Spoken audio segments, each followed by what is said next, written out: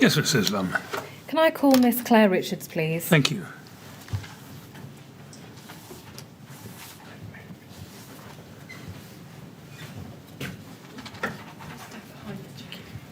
Good afternoon, Miss Richards. You're going to take the oath, I think. Yes. Should be a testament there. Would you take it in your right hand, please, and read the words on the screen? I swear by Almighty God that the evidence I shall give shall be the truth, the whole truth, and nothing but the truth. Thank you very much. Please sit down and make yourself comfortable.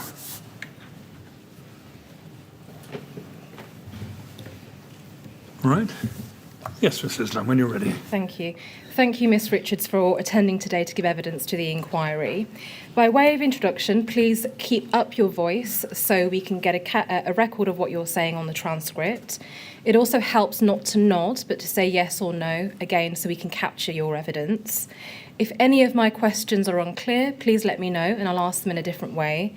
And if you need a break at any time, again, please let me know and we can accommodate that. Thank you. Is that okay? Yes, thank you.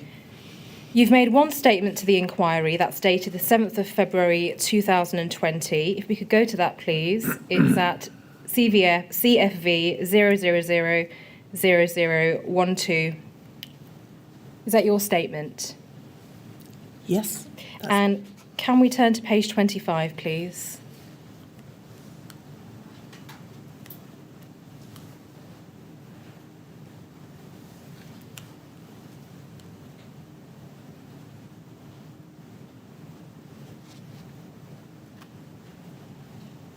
It can sometimes take a moment, don't worry.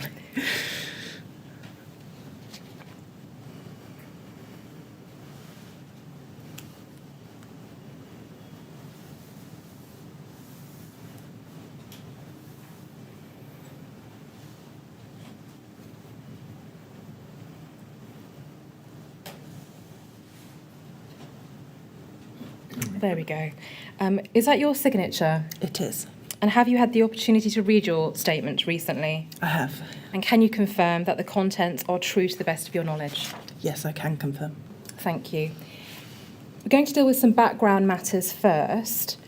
Can you confirm that at the time of the fire, you were the CEO of the Clement James Centre? That's right. And how were you the CEO of the centre for, please? Well, by February of this year, I'd been CEO of the centre for 23 years, so a very long time. So it's right to say that your entire career has been in the charity sector? I was formerly a teacher, but yeah, many years in the charity sector, yeah. Thank you. And is it right that the CJC, the Clement James Centre, is a charity that supports local families through education, employment and other wellbeing programmes? That's right, yes. And is it correct that the St Clement's Church is at the same site as the centre? That's right. Thank you. Going to turn now to ask you about the centre's involvement in emergency planning. Prior to the Grenfell Tower fire, had the centre been involved with any emergency planning or training with RBKC? No, I was aware that we were on a list of centres that would be opened in the case of an emergency, but that was literally offering a space. There was no training attached to that and no role, as far as I was aware, for us to play other than opening, other than handing over the keys and allowing the centre to be used. Yes, and you deal with that in your statement. If we could go to that, please, at paragraph 5 on page 2. You say, I was aware that the CJC was on a list of designated emergency centres in the borough, as we received a phone call each year to check that we were still happy to be on the list and to ask about the facilities that we had, accessibility and the details for an out-of-hours contact. As far as I was aware, this did not involve any staffing or response, just a willingness to offer the space in the case of an emergency. Is that right? That's correct. And is it correct, and it's there at the bottom of your statement, and we'll come back to that there was an out-of-hours contact should RBKC need those details in the event of an emergency? Yes, that is correct. Were you ever contacted by a Keith Robbins or anyone else from RBKC and directly asked to be involved with any community resilience planning or any other contingency planning by RBKC? No, and I did check with my staff team and they weren't contacted either.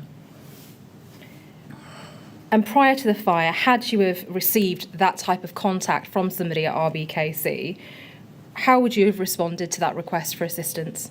Yes, absolutely. I mean, any training of that nature would be hopefully never needed, but, would be helpful. And is it right to say that had you have been approached, you and the centre would have been willing to get involved and support it any way possible? Absolutely. Thank you. Turning now then, please, to the 14th of June. Is it right that soon after the fire started, it was the vicar of the church that began to invite survivors and displaced people to the centre? Yes, that's right. It's about 2 a.m, I think.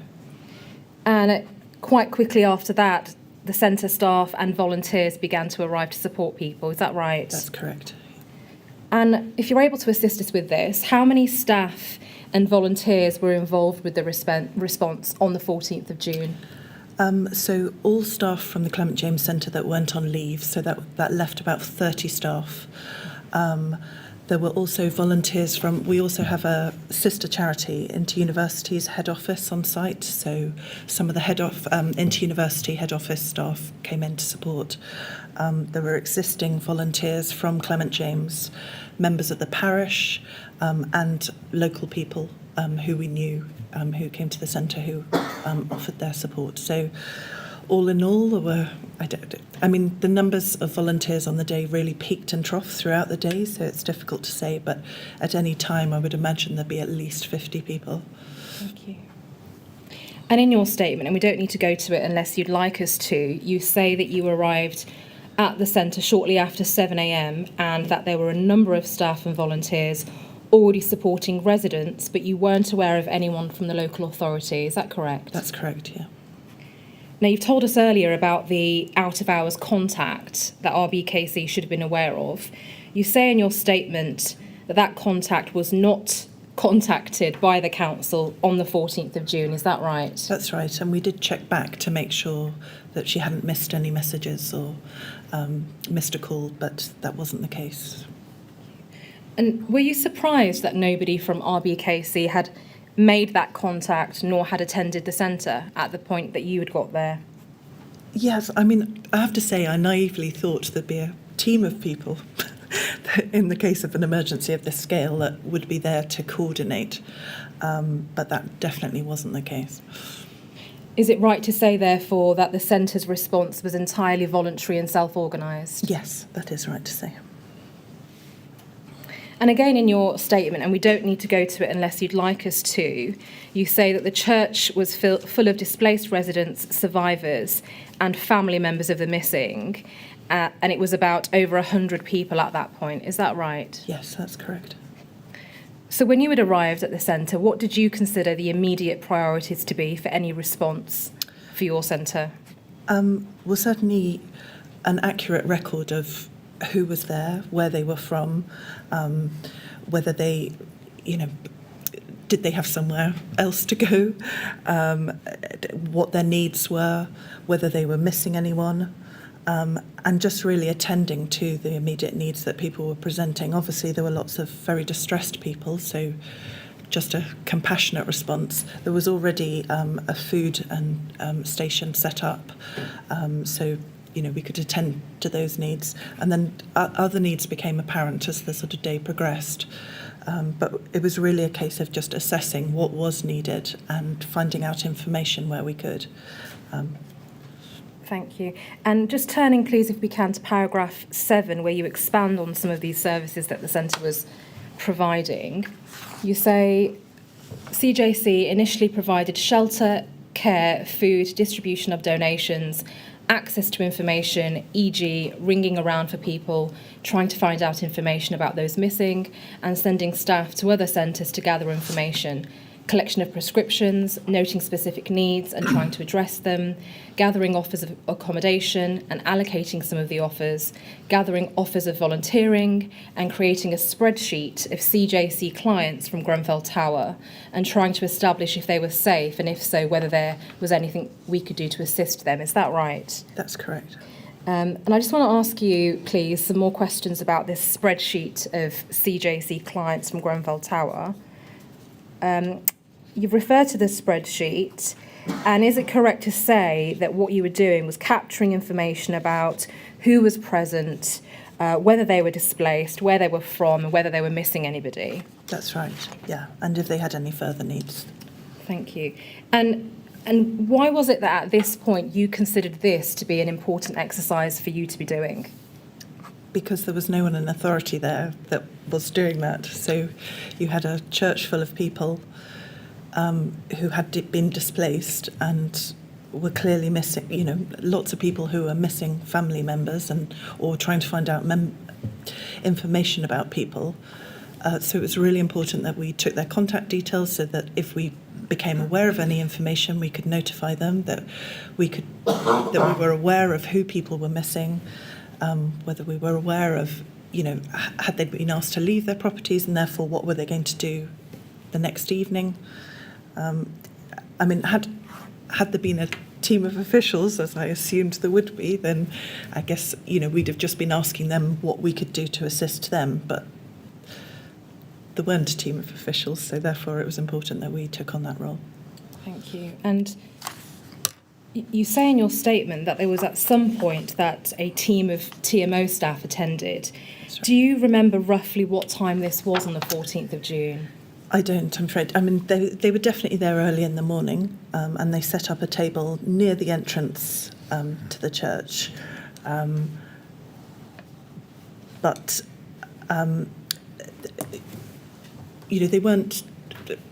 They were there setting up a table at the entrance of the church. They weren't running the centre. They weren't issuing any instructions. And as I said in my statement, I had concerns around the sort of that they appeared to be missing a lot of people. So a lot of people coming in the church and walking straight past the table. And they didn't seem to be capturing accurately everybody who was coming in and leaving. And they didn't seem to have a clear system for, gathering information about people, which is why we continued to, take on that role. And I'm going to come back to that in your statement in just a second. Before we do that, can you tell me if you remember how many TMO staff members arrived? No, so they arrived in two phases. There was, so the people who arrived early, there were, I don't know, probably about 4 or 5 round a table, maybe.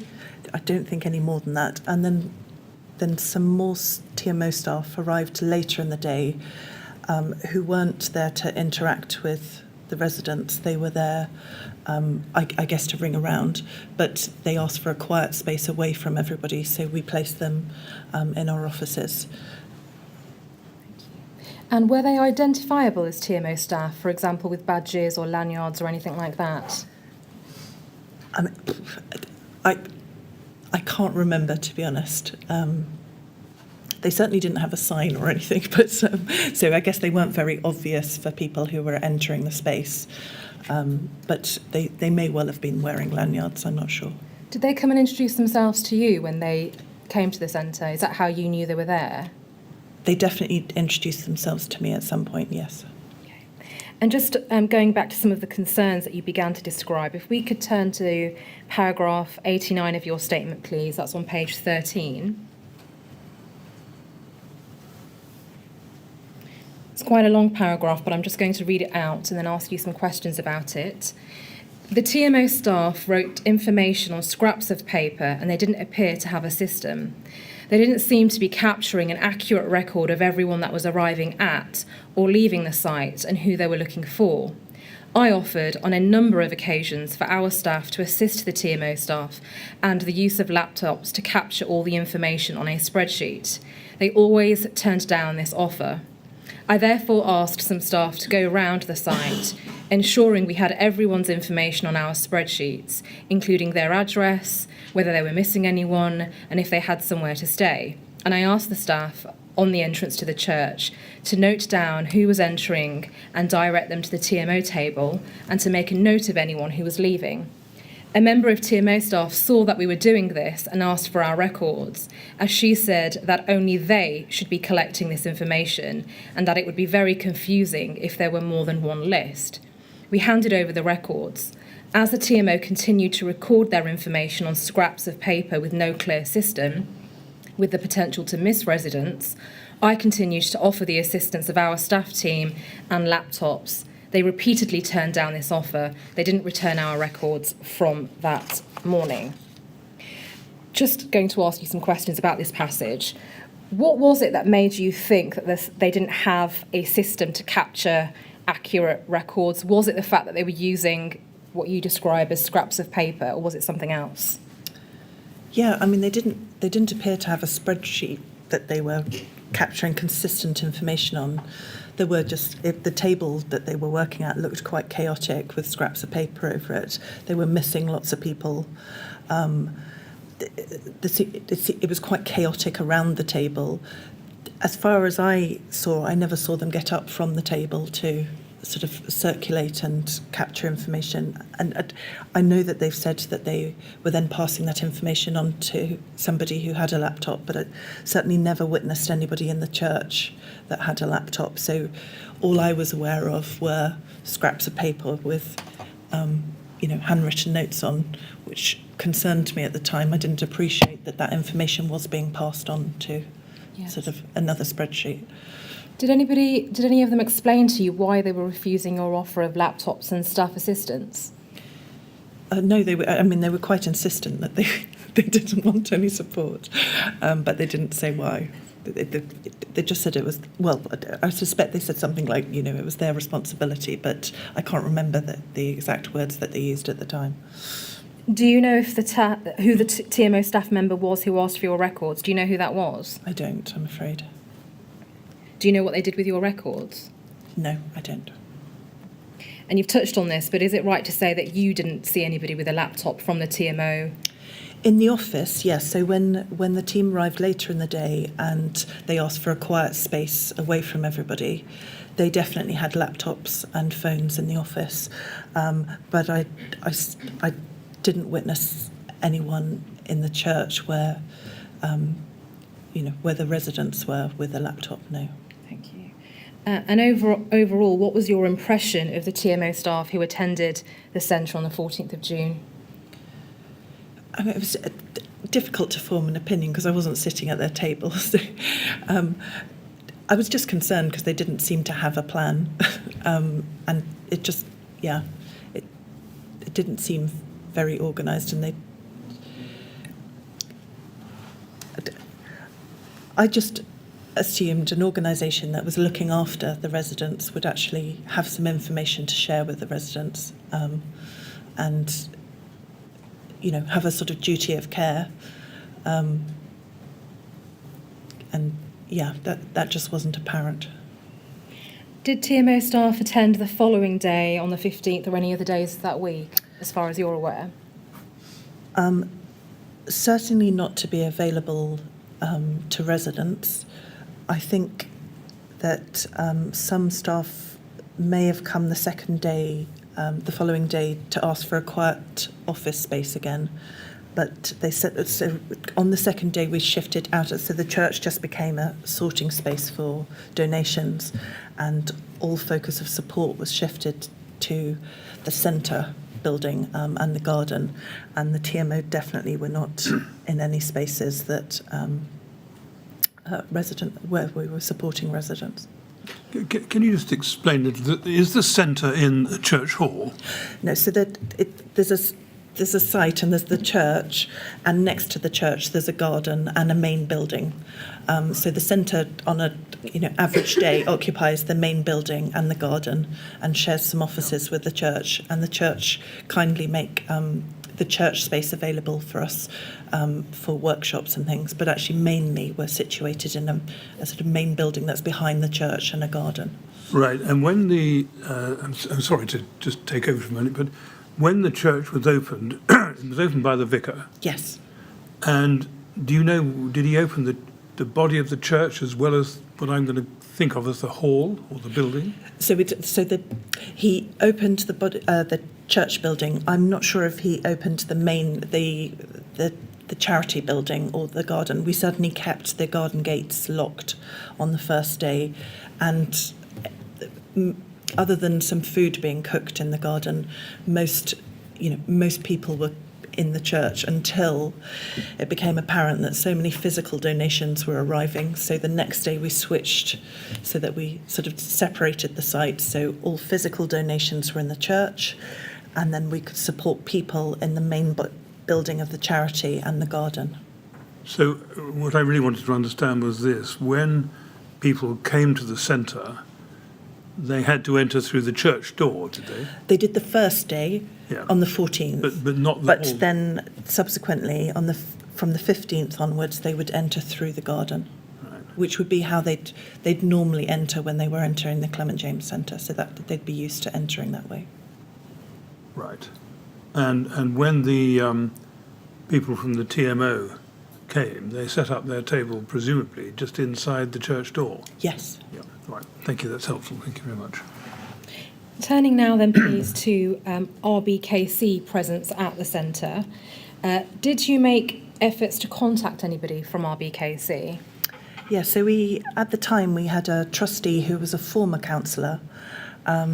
So we contacted her to say that we weren't aware of anyone from RBKC on site on the early on the 14th, and so would she reach out and see if she could get some people to come down.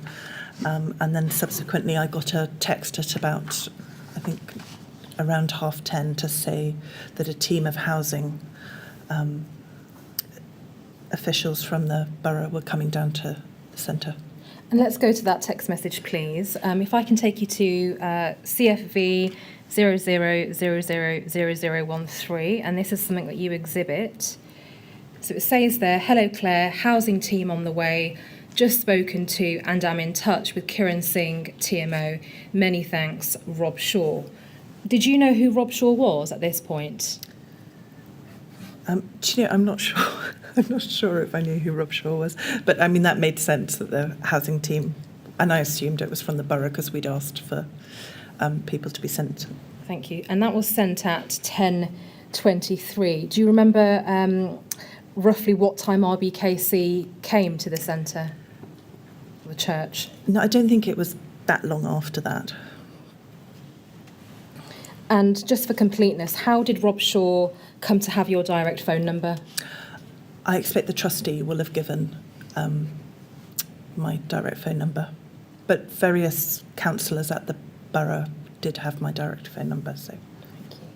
And if I can turn you, please, to paragraph 65 of your statement. It's on page 9. You say, "The RBKC housing team arrived mid-morning and stood at the back of church. I tried to give them the offers of private housing and hotel accommodation that we had received. They said that they were unable to make use of these offers due to insurance. They spent most of the day awaiting instructions from Gold Command. At some point during the day, a team from the RBKC social care team arrived to assess people's needs." When you say stood at the back of the church, did the housing team make themselves known when they arrived? So they made themselves known to me. I'm not sure how much they made themselves known to everybody who was in the church, but they were standing together at the back of church, as far as I remember, most of the time, awaiting instructions. Were they identifiable as from RBKC? For example, badges, lanyards, signs, anything like that? Again, definitely not signs. They may well have been wearing lanyards, but again, a bit like the TMO, it wouldn't have been very obvious who they were. And they didn't come into the church and announce themselves to the residents, for example?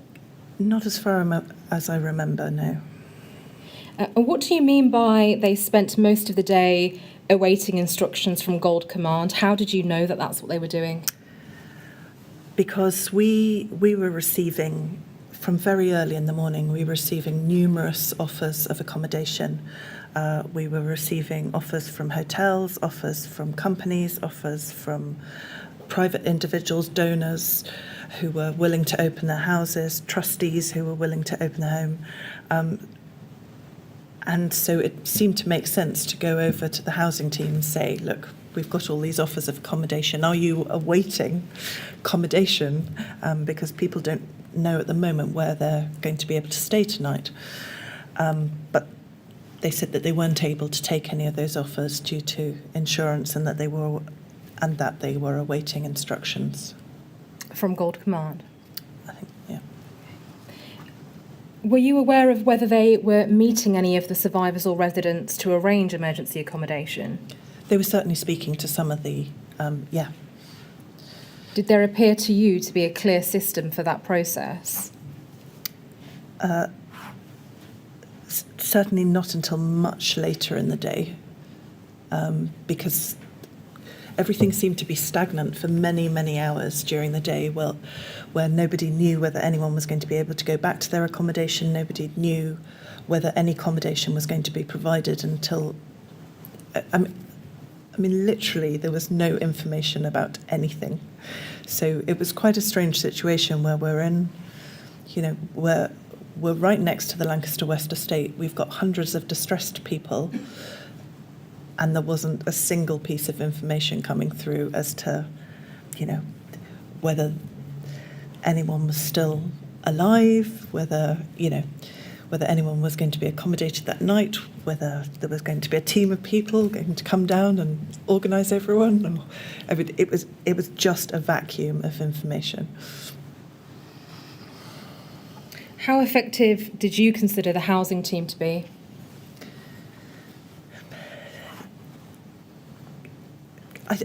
I don't know, to be honest. I mean, we certainly had lots of people in the space who didn't know where they were going to be staying that night. Do you know what role the RBKC social care team had? Yeah, so they seemed more proactive in the sense that when they arrived, they were circulating. So they seemed to be making sure that they spoke to absolutely everyone within the space and assessed whether they had any particular needs. So we were very aware of them actually moving around the space and making themselves known and introducing themselves to people. Yes. And did the housing team or the social care team come back the next day or in the days following? No, we didn't see anyone from RBKC housing or social care the next day. Or in the days following in the rest of the week? No. Eventually, the NHS set up a sort of drop-in at various times at the centre, but I think that was many days afterwards. But I guess because, the Westway had been set up as the designated centre, so all statutory services were focused within the Westway. Yes. After the 14th. Turning now, please, to then the topic of a representative from Hammersmith and Fulham, which you mentioned. If we could go to paragraph 69 of your statement, please. That's on page 10. You say, at some point during the day, a lady arrived at the centre saying she was a trained emergency centre coordinator from Hammersmith and Fulham. She didn't bring any equipment with her, but said that she was awaiting instructions from Gold Command. Throughout the day, I asked if she had any information or had heard from Gold Command. She never had any information, and I wasn't aware of her making any decisions. Do you know who instructed this person to attend? No, I don't. And if we could go to paragraph 138, please, on page 21.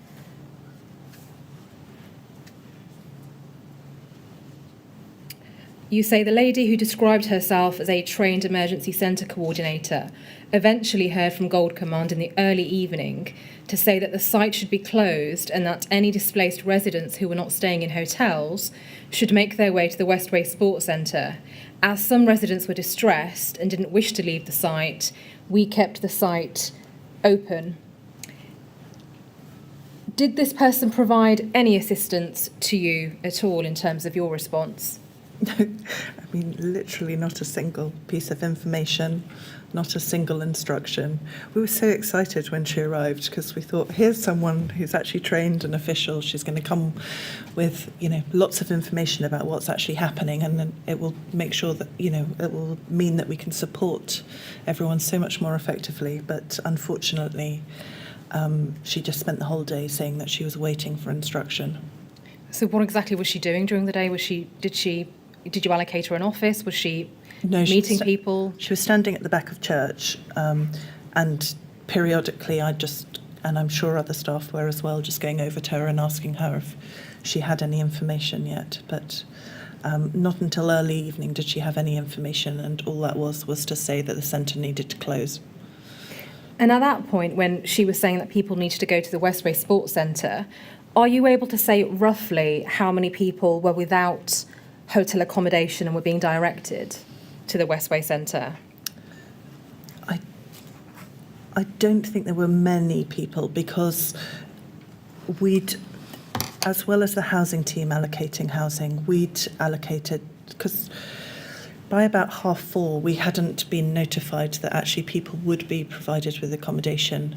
So rightly or wrongly, we took the initiative to use some of the offers that we'd been taken, if people were happy to take those offers, and we just made sure that we took note of exactly who they were going to be staying with, what address they'd be staying at.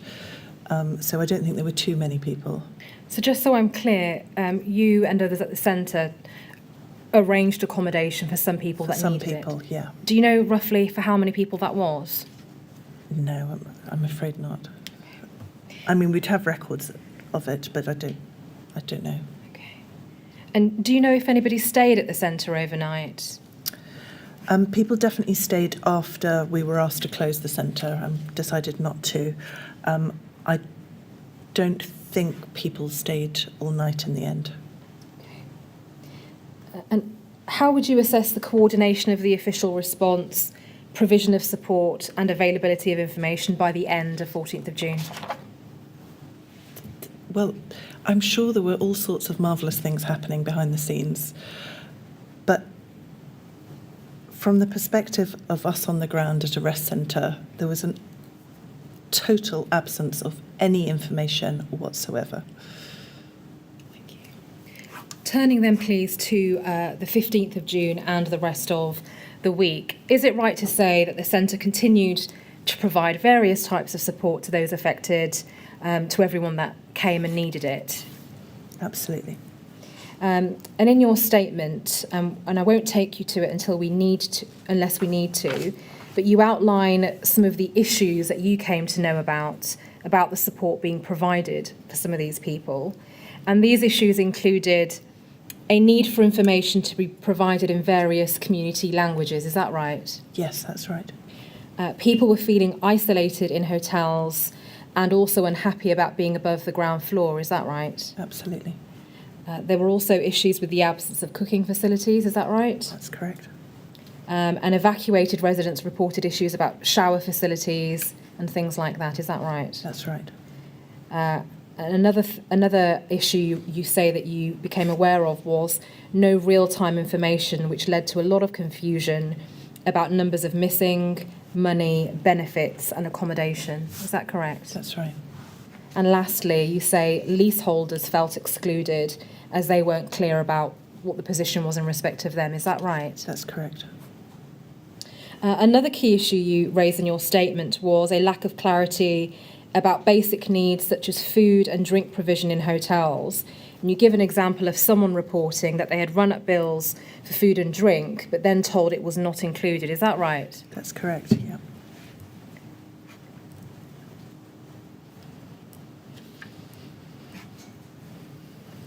Were you aware of any evacuated residents coming to the centre and reporting any issues with the TMO not addressing their concerns with their properties, such as water and gas? Yes, I mean, we had lots of people coming to the centre saying that, you know, they didn't have cooking facilities, they didn't have washing facilities, that they weren't, they had been told that they could wash at the Westway Sports Centre, but for a whole host of reasons, you know, they weren't very keen to do that. So we arranged alternative spaces. I think the Virgin Active Sports Club offered their shower facilities. Thank you. And if we could turn, please, to paragraph 50 on page 7 of your statement.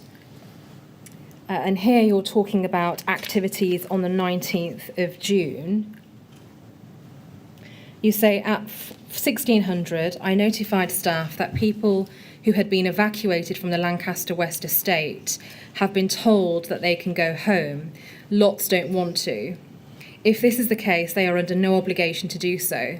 If they want alternative accommodation, the housing team at Westway are obliged to sort it out for them. Where did you get that piece of information from? I think we had North Kensington Law Centre were using our site, and I suspect that we will have got that information from North Kensington Law Centre. Were you aware that there was an earlier decision on the 15th, 16th of June that people from the walkways could return home?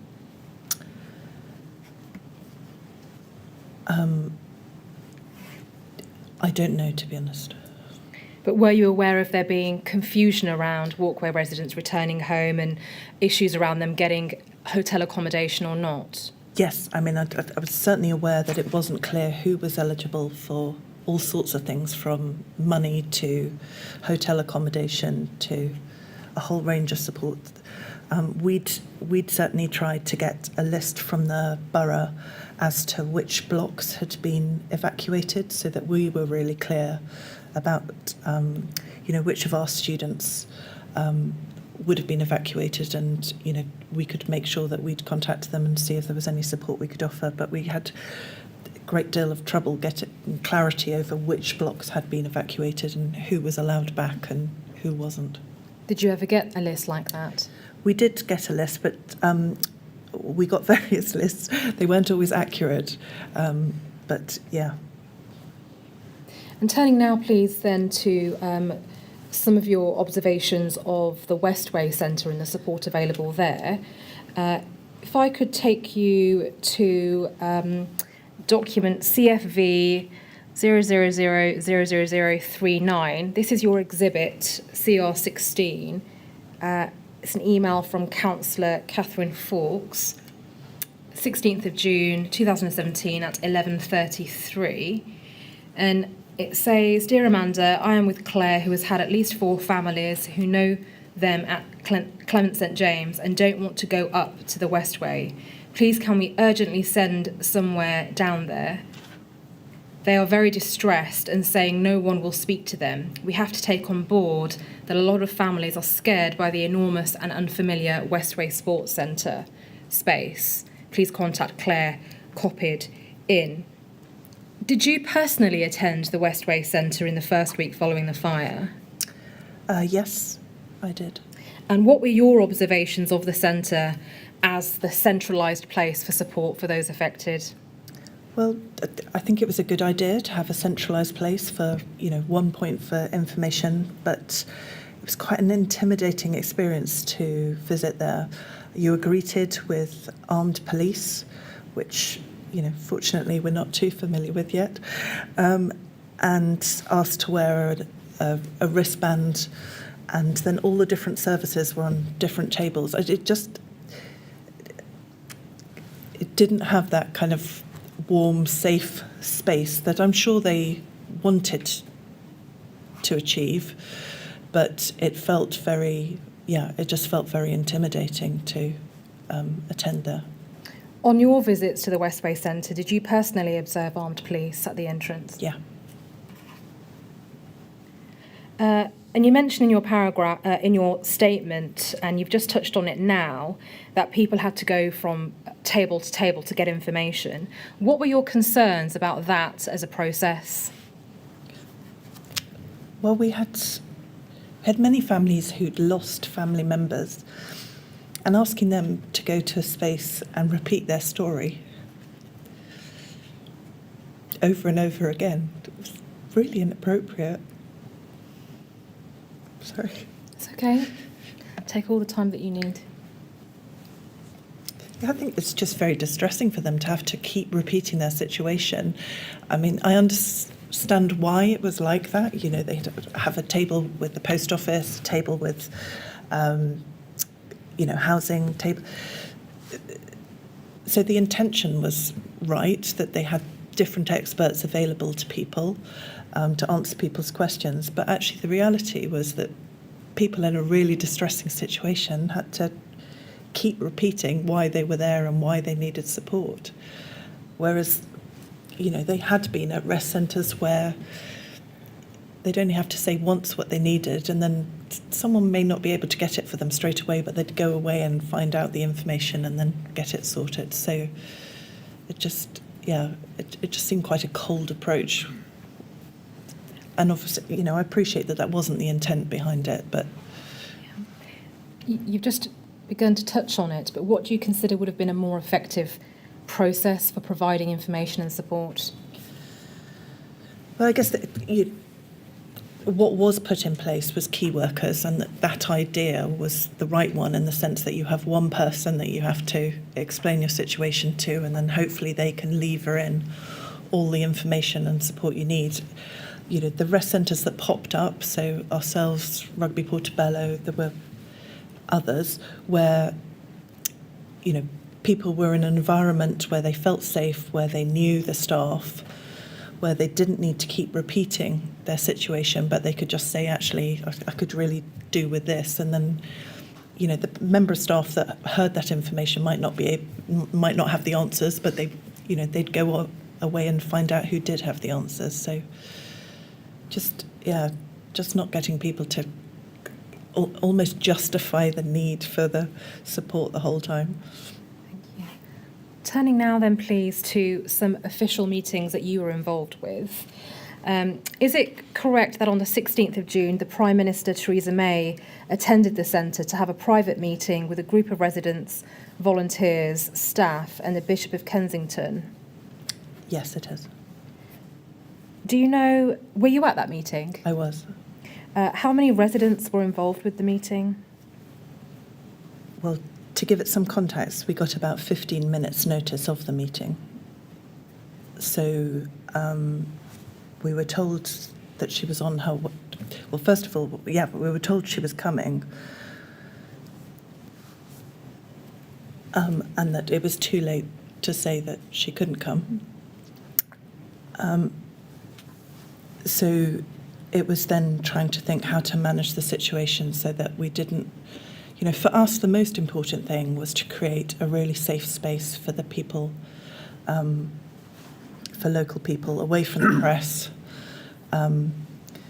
away from lots of well-meaning volunteers, which is why we'd split the site. So it was really important that that meeting didn't take place on the side of the site where there were lots of distressed relatives, and that it was tucked away, not because we were trying to tuck Theresa May away, but just because, the focus of our attention was providing a safe space and not to have a sort of media circus.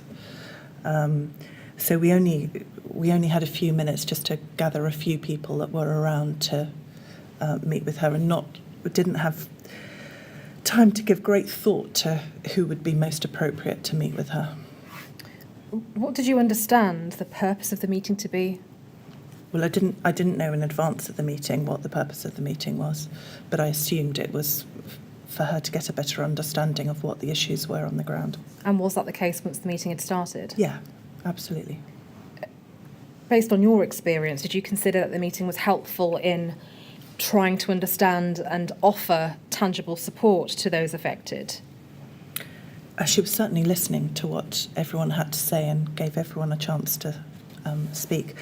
The meeting was interrupted, though, so it was cut short because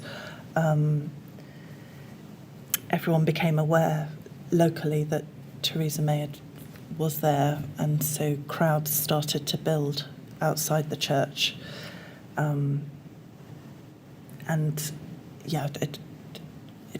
It got very loud outside the church, and then her security team said that actually she needed to end the meeting. But to be fair, she then ensured that another meeting was arranged so that the conversation could continue.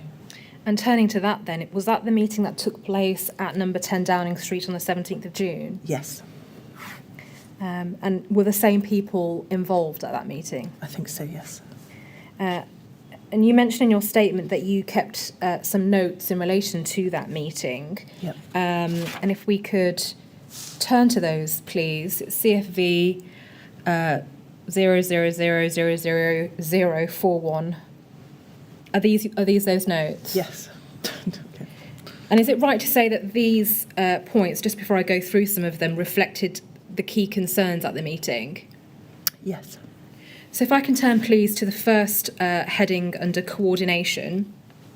Your first 2 bullet points say, highly visible hubs need to be in the local area now, offering housing, legal, counselling, financial support, police family liaison officers, etc. And then number 2, electronic real-time information boards should be placed around the site so that residents can receive a stream of up-to-date information. So is it right to say, and you've touched on this already, that one of the key concerns really was visible, accessible and up-to-date information about support? Yeah, I mean, there was a helpline established. I can't remember exactly when that was established. And later on, there was a newsletter that came out each day that was quite helpful when that came out. But a lot of the distress that was caused locally was down to the fact that there was no real-time information at all. So, for example, there was an occasion when the baseline studios were evacuated. And actually, they were only evacuated because there was a problem with the fire door. But quite understandably, the residents of the baseline studios are under the Lancaster West Estate. Quite understandably, the residents of the Lancaster West Estate assumed that the baseline studios were being evacuated because there was a risk the tower was about to collapse. And there they are sitting in their accommodation thinking, well, you haven't evacuated us. So there was understandable panic. Now, had there been digital screens or, a text service or a website that people could immediately have been notified, don't worry, we've evacuated baseline studios just due to one fire escape door, that would have calmed the situation down immediately. Yes. And turning to the third bullet point on your in your notes, you say a representative group of residents should be consulted about what they need now and in the coming days and weeks. Were there concerns about ensuring the voices of those directly impacted were being taken into account for the response? Yes, I mean, I think there was real concern that the people who were making the decisions weren't actually speaking to those who were affected about what their experience was and what the issues really were. And it comes back to my point. For example, we were given Gold's details after this meeting, but until that point, Gold had never reached out to the rest centres, as far as I'm aware. Certainly hadn't reached out to us to communicate with us in any way. And, obviously I appreciate they can't reach out to every single resident, but it's how were people's experiences actually being captured? And just touching on something that you said, those making the decisions weren't actually speaking to those who were affected about what their experience really was. In your view, is that something that is an issue in emergency response generally, or perhaps more broadly interactions between those in decision-making positions and those subject to those decision-making? I know after this that a lot of thought has gone into actually who should be involved in responses and how do you whilst of course you need larger organisations that are experts to come into an area to respond and have official roles, how do you get how do you ensure that the people actually that you're supporting are communicated with effectively? How do you involve trusted organisations on the ground? So that certainly wasn't something that was felt, in the aftermath of Grenfell, but I'm hopeful that that's something that's being considered and planning going forward for other disasters should they happen. Thank you. And just turning please to the next subheading, support, the second bullet point.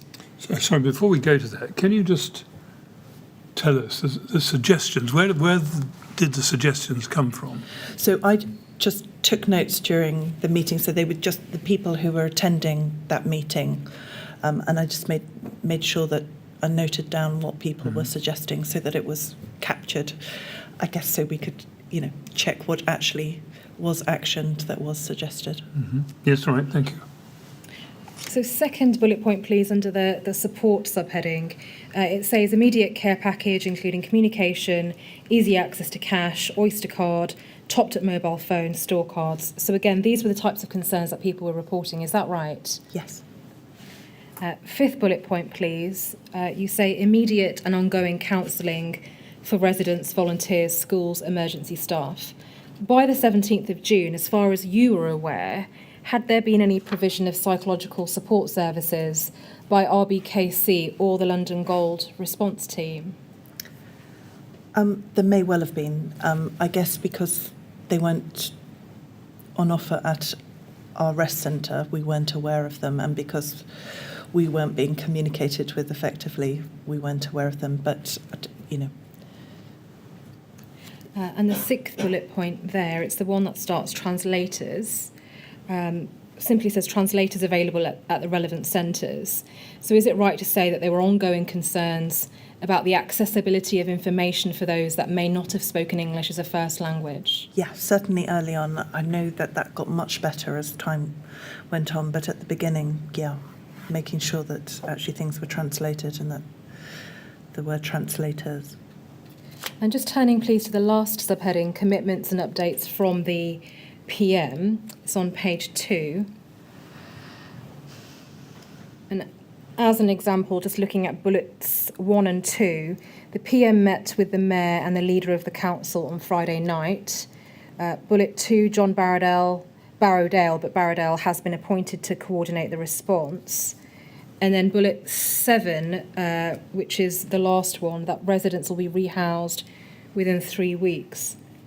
Were you reassured that the concerns being raised by people would be addressed following this meeting and the commitments that were made? Yeah, I mean, we certainly felt like the points that were being raised were being heard, and that there were people in the room that would take them away, and, you know,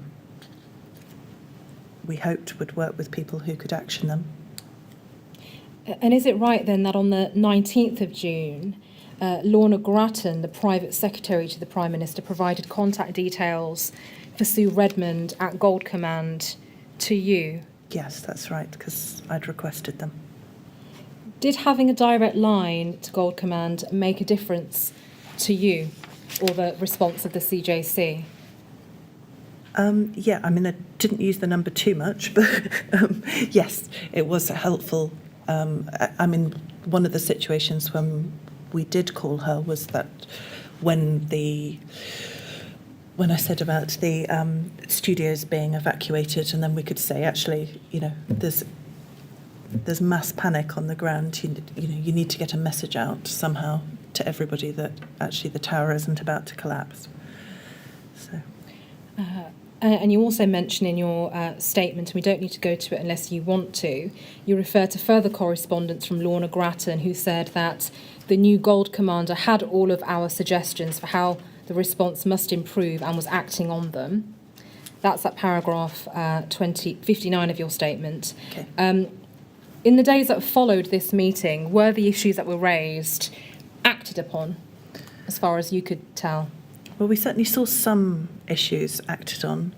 So there was a clearer presence of, for example, I think it was the Red Cross in the area that were actively out on the streets in an identifiable tops to make it clear that, you know, for anyone walking around they could provide assistance. And there was a newsletter that came out daily. So some things were acted on. Well, I mean, obviously people weren't rehoused within 3 weeks. The newsletter, were you aware, did that happen in the first 7 days, or did that come after? I think it did happen towards the end of the first 7 days, yeah. Right. Turning now, please, then to a meeting with Hilary Patel on the 20th of June that you mentioned in your statement. You say that this was the only time you saw the London Gold response team, is that right? That's correct. And if we could turn, please, to paragraph 153 of your statement, on page 23.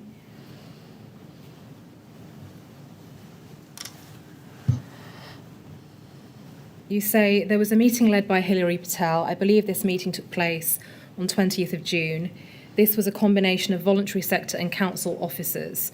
Unfortunately, there was only time for us to introduce ourselves before the meeting was called to an end. There was no information shared at this meeting beyond knowing who people were. This was the first attempt in my experience of coordinated community engagement by central or local government. Do you know why the meeting was called to an end without any discussion of substantive issues? Well, it took so long. There were so many people at the meeting. It took so long for everyone to introduce it. Basically, they went round the room and each person introduced themselves and where they were from. And by the time everyone had done that, Hilary said that it was time to end the meeting. Was there any follow-up meeting arranged? Certainly not that I was invited to, no. Were you aware of something called the HASG, the Humanitarian Assistance Steering Group? No. Are you familiar with the term? I am now, but I wasn't aware of it at the time, no. So it'd be right to say you weren't invited to any HASG meetings at the time in that first week? No.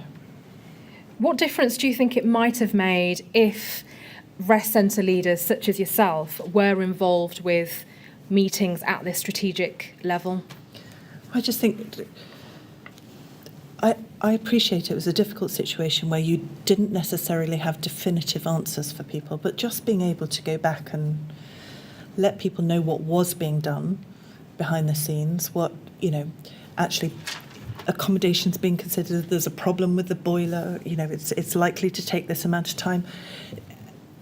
Having a vacuum of information just causes so much distress for people because they assume that actually no one cares and no one wants to communicate with them. So had the rest centres been looped in, then at least we could have shared what information there was. And I just think that, is really reassuring for people. Even if they're not going to get the answers they want, just to have a constant stream of information and to be kept informed is really reassuring for people. They're already facing so much kind of unimaginable stress. Not being communicated with just adds to that. Turning now then please to the last portion of the questions that I have for you. I'm going to ask you about the adequacy of the response and some of the lessons that can be learned. If I can take you please firstly to paragraph 103 of your statement.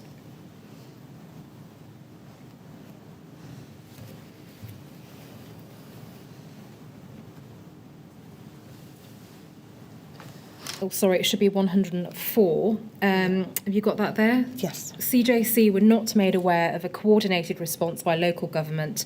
Various council officers and councillors checked in with us, but a cohesive plan was not evidenced to us within the first few days. Is that right? That's right.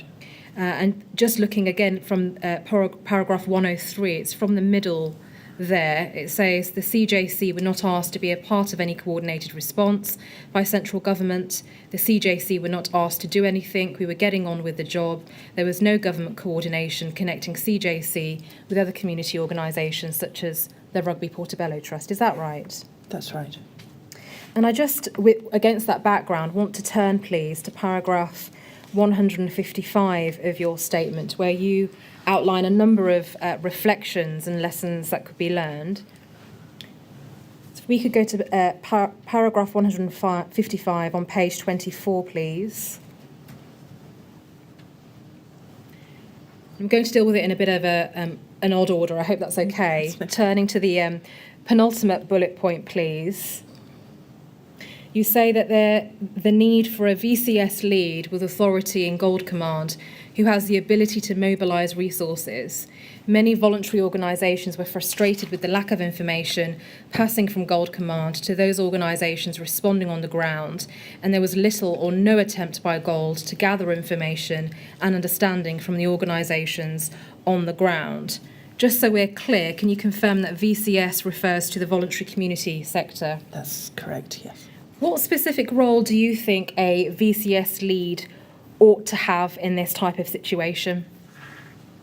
I think they ought to be communicating with all voluntary sector organisations that are responding on the ground and making sure that there is a flow of information, gathering information about the issues that people were facing, and being a voice in those meetings to make sure that actually the issues that the residents were facing were actually represented in those meetings. And what systems do you think could be introduced to ensure that information and understanding from organisations on the ground is incorporated? You've touched on that, but why do you think it's important for that to be done? Why? I just find it extraordinary that you wouldn't do it. I mean, if you want to respond effectively to a situation, how can you possibly respond effectively if you don't actually understand the issues that people are facing? I mean, I appreciate that you have protocols and that there are certain things that automatically fall into place and they don't necessarily require any consultation. But beyond that, there are a whole world of unknowns that happen that you need to be communicating with people to actually understand what it is that they're facing, and actually, surely you're wanting to limit the distress that people are experiencing, and the only way you can do that effectively is if you're communicating with them. Thank you. Can I take you to another document, please? It's at LFB 001192228. This is the Mind the Gap, a review of the voluntary sector response to the Grenfell tragedy report, and it was commissioned by a charity called Muslim Aid in affiliation with a number of other organisations just before the first anniversary of the fire. Are you aware of this report? Yes, I am. And we can see from page 2, if we can go to that please, on the acknowledgements page, that your name's mentioned there as somebody that contributed towards the report by way of providing insights and other information. Is that right? That's correct. And if we could go to page 37, please.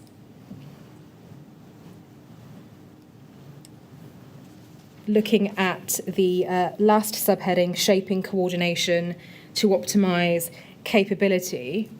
I'm just skipping ahead a little bit to the second sentence, and it says, while Gold Command needs to maintain coordination across all aspects of an emergency response, there may be value, as in the case of the Grenfell response, in providing the sector with autonomous spaces to coordinate, which then link into formal multi-sector fora.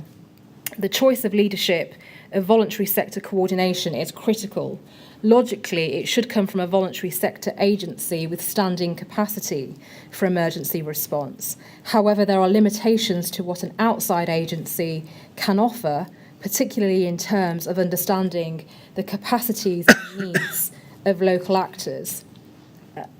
In your view, how can the bigger voluntary organisations, such as, for example, the British Red Cross, better utilise the experiences of local organisations like the Clement James Centre, as an example, to better understand the capabilities of smaller organisations? I think just working in partnership. I mean, obviously the British Red Cross come with an absolute wealth of experience of, crises, but I would imagine it would be really valuable to them to be in touch with local organisations who understand the infrastructure that's already in place, so that the Red Cross can tap into both that intelligence and the resources, and it's probably more reassuring for people to be supported by people they know and trust already, alongside people who bring outside expertise. Thank you. I'm going to take you back briefly to your statement, please, page 25, which we were just looking at. It's the first bullet point there where you say, most of the official coordination and support seemed to be focused at Westway Sports Centre. Whilst this made sense in many respects, it didn't fully take into account the emotional and religious needs of traumatised and grieving residents and existing relations that they had with organisations in the area. What do you mean by emotional and religious needs? Well, the sports centre was helpful from a practical point of view, as in you had a range of experts there who could address, a number of questions. But I'd question whether it was really effective on a sort of compassionate level. And when you've got people who are grieving, is that really the environment that you expect them? And do they have to keep going up to the sports centre every time they need something, every time they want a question answered?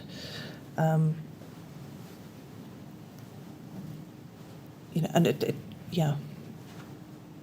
And was there anything in particular about religious needs that you might have meant at this point? Well, it was during Ramadan, so there were all sorts of needs in respect to that, but also religious needs as far as whatever people's customs were and whatever was going to give them reassurance in a situation where they were grieving.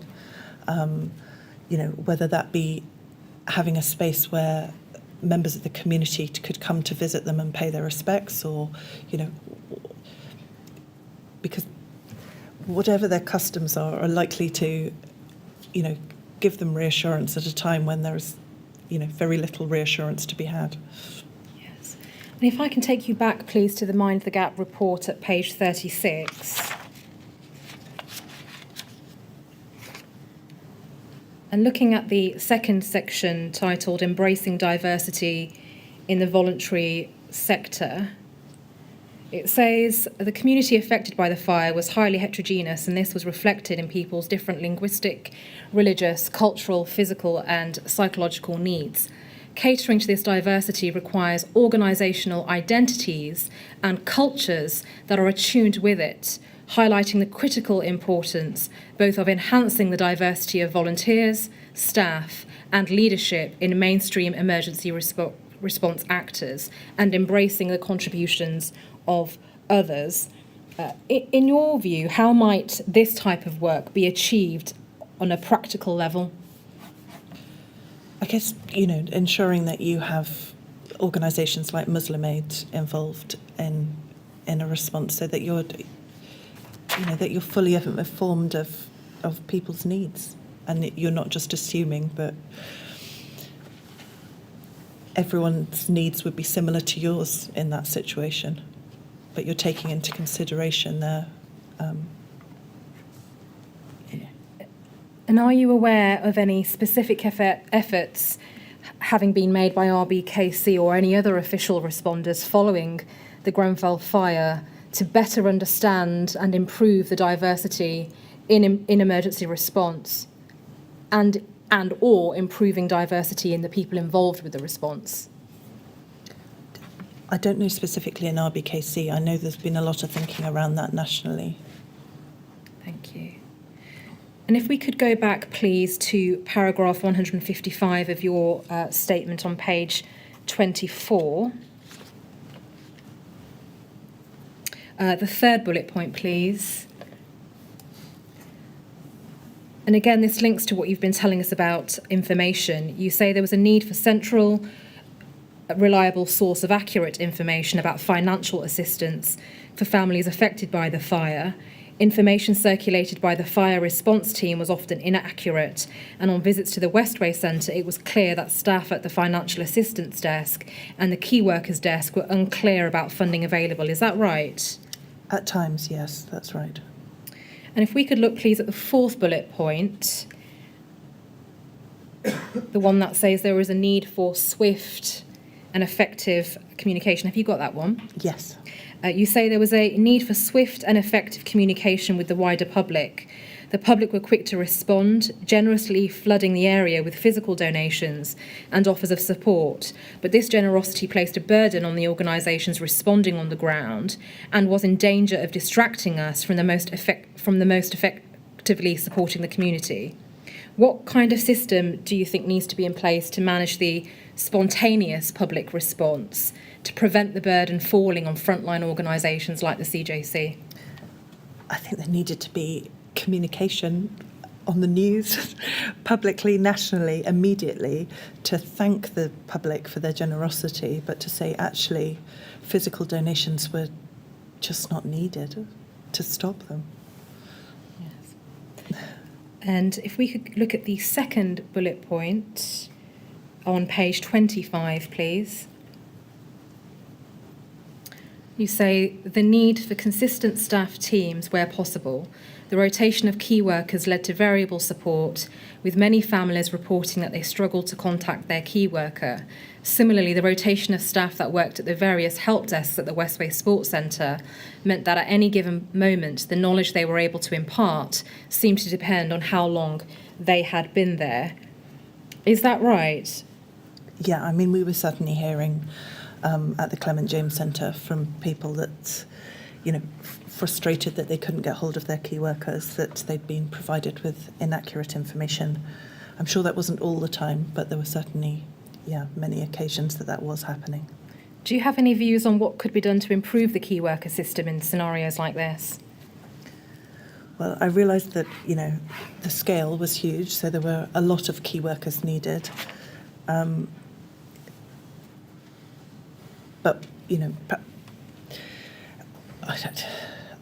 allowing for the fact that people go on leave and might not be contactable, should, perhaps having the numbers of 2 key workers at any one time would be helpful. Thank you. Can I please take you to another document? This is a statement of Adrian Clee, who provided a statement to the inquiry, and he's from the Salvation Army. The document is CFV 00000059. And if we could turn to page 13, please. And just looking at paragraph, well, you can't see it there, but it's the Roman numerals 2. Can you see that towards the bottom of the page? Yeah. And he says, personally, I believe that the Civil Contingencies Act needs to be strengthened to make it a requirement for Category 1 responders and local resilience forums to involve the VCS in their emergency planning and exercising. The Act currently just says they must pay due regard to the voluntary sector and the role that it can play in responding to emergencies. As a result, there is not a consistent approach across the country within LRFs or local authorities. Some are examples of best practice in terms of LRF, LA, VCS engagement. Some are very poor. The VCF itself can continue to advocate for more engagement, but unless involvement in the LRF, LA emergency planning process is mandated, there will continue to be an inconsistent picture across the country. Do you agree with this assessment? That seems to make sense, yeah. Do you have anything further to add in relation to those observations? No, but I would hope that there's been a lot of learning from this incident and that actually people are more willing to involve local VCS in any future emergency response. And just turning to my last few questions for you, since the Grenfell Tower fire and whilst you were still at the CJC, were there any efforts from RBKC to meaningfully involve the centre in their emergency planning arrangements moving forward? I'm not aware of any conversations about future emergency planning, no. Was there any involvement with the CJC at the Borough Resilience Forum level that you were aware of? No, I don't think so. And are you aware of any broader efforts being made by RBKC since the fire to engage community and faith organisations in North Kensington in emergency planning and response moving forward? Not that I'm aware of. Is there anything else you would like to add to your evidence today, Ms Richards? I think I just want to say that, I appreciate that this was of a scale that hadn't been seen, but it did happen in central London, and we were a city on high alert as a result of a number of terrorist incidents, and therefore I feel that it would have been reasonable to expect a level of coordination and communication with the people who were responding on the ground that we just didn't see. And I have read several statements that made it clear that actually elements of the response were well coordinated. But whatever was happening behind the scenes, actually the experience of those of us on the ground was that we were in a complete vacuum of information, particularly for those first 18 hours. And then even after 18 hours, all we were told was that the Westway Centre was becoming the designated centre. And as I've said, whilst that seemed like a really good idea, actually it was quite an intimidating space. And people didn't always get accurate information there and were asked to repeat the information. I mean, why did Gold not, communicate with the organisations that they knew were supporting hundreds of residents on the ground? Why many of the charities were tasked with distributing funds that the public had generously raised. and yet we weren't provided with a list of those affected for at least 6 weeks. Why was that information not made available to us? Why did a message not go out to say, thank you very much, public, you've been extraordinarily generous, but actually, please stop with the physical donations? But I guess, worst of all, how do you have a situation where families have lost their children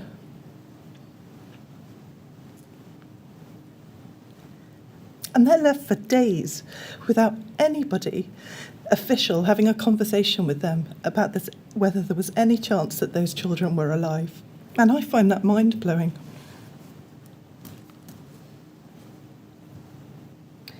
Thank you very much, Ms. Richards. Those are the questions I've got prepared for you, but we're going to take a break now to see if there are any other questions for you. Yes, well, we have a break. No, don't go for a moment. We have to have a break at this point because there may be other questions that we should put to you. Thank you. So we'll stop there. We'll come back at 3:30, please, and we'll combine this with the afternoon break. And while you're out of the room, I have to ask you, please, not to talk to anyone about your evidence or anything related to it. All right? Thank you very much. Thank you very much.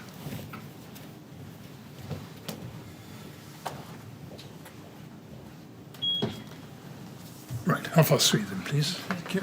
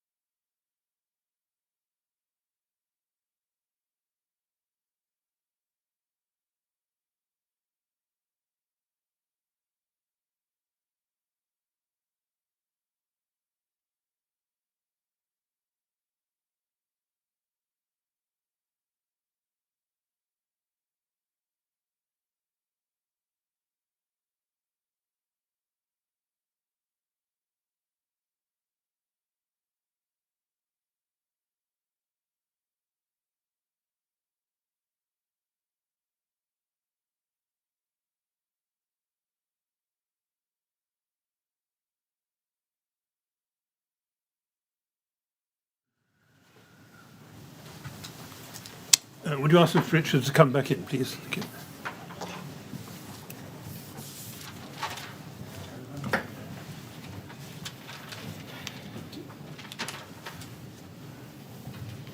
Right, well, we'll see if there are any more questions for you. Thank you. Yes, it is. Just one, please. You mentioned that the RBKC social care team was quite active at the CJC. Were you aware of any specific system being used by them to record the needs of those they were speaking to? No, I just meant quite active as in they appeared to be proactively circulating and taking information. So, rather than sort of huddled in a group, they were actually taking the initiative to go and make sure that they went up to everybody. Thank you. Thank you very much for coming today to assist the inquiry with our investigations. We're very grateful. Thank you. And let me add my thanks on behalf of the panel. It's been very useful and very interesting to hear from someone who was actually there on the night in the voluntary sector. So we are very grateful to you for coming to talk to us. Thank you very much indeed. And now you're free to go. Thank you very much.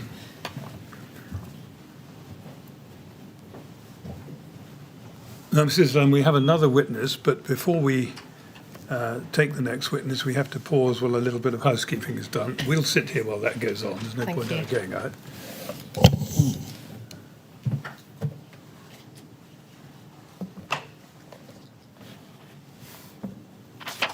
Thank you very much.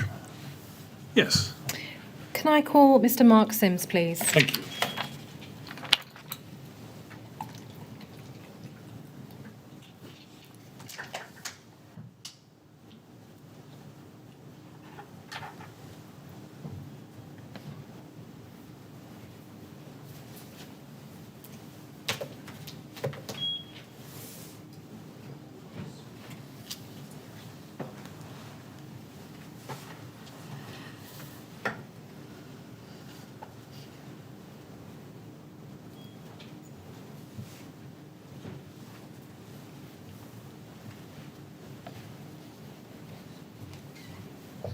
Good afternoon, Mr. Sims. Afternoon. I gather you're going to affirm. I am. The words are there on the screen. Would you care to read them out, please? I do solemnly, sincerely and truly declare, and I affirm that the evidence I shall give be the truth, the whole truth, and nothing but the truth. Thank you very much. Please sit down and make yourself comfortable.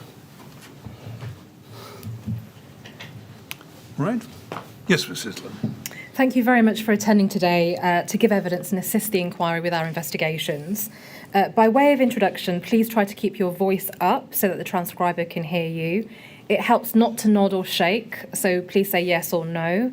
If any of my questions are unclear, let me know. I'll ask them in a different way. And if you need any additional breaks, again, let me know and we can arrange that. Is that okay? That's great. You've made one statement to the inquiry dated the 19th of November 2019, and if we could go to that, please. Is that your statement? It is. And can we go to page 23, please? Is that your signature? It is. Have you had the opportunity to read your statement recently? I have. And can you confirm that the contents are true to the best of your knowledge? They are. Thank you. Just dealing with some background matters first, please. Is it right that since 2014 you've been the chief executive of the P3 charity group? That's right. And is it right that the Rugby Portobello Trust, sometimes known as the Rugby Club or the RPT, is a part of the P3 charity group? It is. And in terms of your career history, is it right that you qualified as a registered mental health nurse in 1990 and you've held a number of senior management roles in the NHS and the private sector? That's right. Turning please to ask you about the RPT and emergency planning. Prior to the Grenfell Tower fire, had the RPT been involved with any emergency planning or training with RBKC? Not to my knowledge. Had you ever been contacted by a Keith Robbins or anyone else from RBKC about being a part of any community resilience strategy or being involved in any kind of contingency arrangements? Not to my knowledge. Had you have been contacted by somebody from RBKC making those requests, would you have offered your assistance and the assistance of the club? Absolutely. Thank you. And is it correct that at the time of the Grenfell Tower fire, nobody from RBKC contacted you about the RPT being a part of the official response? That's right. Is it correct then that your response and that of the club in the immediate aftermath was entirely voluntary and self-organised? That's right. Does the RPT have its own emergency plan or relevant training for its staff and volunteers? As part of the national charity, we have a plan around major incidents. So, yes. Thank you. I now want to ask you, please, about your involvement on the 14th of June and the activities of the rugby club. Is it right that the club opened in the early hours of the morning on the 14th of June to offer support to those that needed it? That's right, yes. And is it right that it was actually not yourself, but the club's caretaker and his partner that opened the club? That's right. They lived more or less directly opposite. And is it correct that you arrived at about 7:30, 8 o'clock in the morning, having travelled from your home in Nottinghamshire? That's right. And in your statement, and we don't need to go to it unless you want me to, you say that upon your arrival, people were sitting in the sports hall and all along the stairs with blankets wrapped around them. I would say that we had over 100 people in the building of all ages in various states of confusion and distress at the time. Is that right? That's right, yes. So once you arrived at the rugby club, what was your plan? Well, what I did was I spoke to the staff who were on site. We went into a back room and had a meeting so I could find out what happened so far, what was going on, and then start to draw up a plan of what we needed to immediately do. Just the basic things like making sure people have got stuff to eat, making sure that people have got access to toilets, really simple things like making sure that the toilets were constantly cleaned and things like that. So just kind of moving into a holding pattern till help arrived, because I was confident that that's what would happen. And in your statement, you describe at some point trying to make contact with the RBKC Borough Emergency Command Centre, what you call the BEC. Is that right? That's right, yes. Do you recall roughly what sort of time that was? I don't. It was shortly after that meeting that I'd had with staff. I was talking to people about what we should do and that kind of stuff. So it was shortly after that. It was on my list of things to do after that meeting. And how did you know to try and make contact with the BEC? Because someone had told me that the Borough Emergency Command, the BEC, and that I didn't know that's what it stood for, but they said you need to contact the BEC. And was that, sorry? And I think that came from some people who were outside the rugby club. Was that anybody official or? No. Right. And is it right that you tried to contact the BEC but couldn't get hold of anybody by a call or email? That's right. Turning now then please to the response that you organised as part of the Rugby Portobello Trust. You say in your statement at paragraph 84, and again we don't need to go to it unless you need me to, that there were various types of support that were arranged, including the provision of clothing, food, money, accommodation, medical assistance, and later on things like ID, access to bank accounts and access to technology. Is that correct? That's right, yeah. And in terms of financial assistance, is it correct that on the 14th of June you put an email out to RPT supporters asking for physical cash to be distributed to people? That's right. And I think you say in your statement, and it's at paragraph 100, that around £80,000 physical cash was secured from supporters and that was distributed. Was that within the first week following the fire? Yes, over that first week. All right. And again in your statement, you described the system for the distribution of cash. And is it right that it was very much a giving people what they needed, not asking too many questions or asking too much information from them? There was a lot of discussion about what we do about cash, and I just took the approach that if people wanted to defraud us or people donors, that it was on their conscience, not ours. So we knew a lot of these people. They're people from the local community. And so we took it on face value and trust. So we'd ask people what they needed and we'd provide that. But some people were really reluctant to take cash, and there's a lot of paranoia and there's a lot of pride at stake. So we really had to build up those relationships to say, actually, we want you to have this. Don't struggle through the day with no shoes. If you need shoes, go and get some shoes. Thank you. And can I take you please to paragraph 36 of your statement? It will appear on your screen in just a second. Yep. And I'm looking at it from the middle, where you're talking about the process for giving people money, and you say the hope was this small gesture would help empower survivors to take back a small element of control over their lives. They were encouraged to buy their own shoes and personal items to try and help restore an element of dignity. Yep. The money could be used for whatever survivors wanted, and no receipts were required to be submitted to the RPT. Can you tell us a bit more about why you thought what you meant by this element of dignity? Yeah, although we had a lot of donations and stuff that came in, if you're a size 9.5 shoe and we've only got 8s and 10s, you've got no shoes. It's really simple stuff about, if you look at Maslow's hierarchy, we were focusing on really basic needs. So we were making sure that people had food and that they were clothed and that, you know, there was an element of dignity. If somebody, you know, was a vegetarian or a vegan and we didn't have a sandwich, then they could go and get one. It was absolutely that stuff about the stuff that we all take for granted, that if you want to, you know, if you smoke and you ain't got 20 fags, you know, you ain't got a fag to light up, then you need a fag. You don't want to be bumming that off someone else. So go and get yourself some cigarettes. It was just that simple thing. Thank you. And turning to a slightly different topic, is it right that there came a time in the morning of the 14th of June that a decision was made that the club would only be a space for survivors? That's right, yeah. Was that your decision? It was. And can you tell us how that came about? We were in danger of being overrun. We've got a lot of well-meaning volunteers who were coming from all over London volunteering, and our own volunteers had turned up in numbers and were picking up most of the work. But also, what I was very well aware of, we were getting press in there, we were getting politicians, you know, we were getting pop stars turn up and all that kind of stuff. And what I was seeing was people who were bereaved and bereft and in a state of undress and had little dignity, and we promised the survivors that we would make that space exclusively for them. And so at that time, we closed the centre to everyone who wasn't a volunteer, a member of staff or someone from the tower.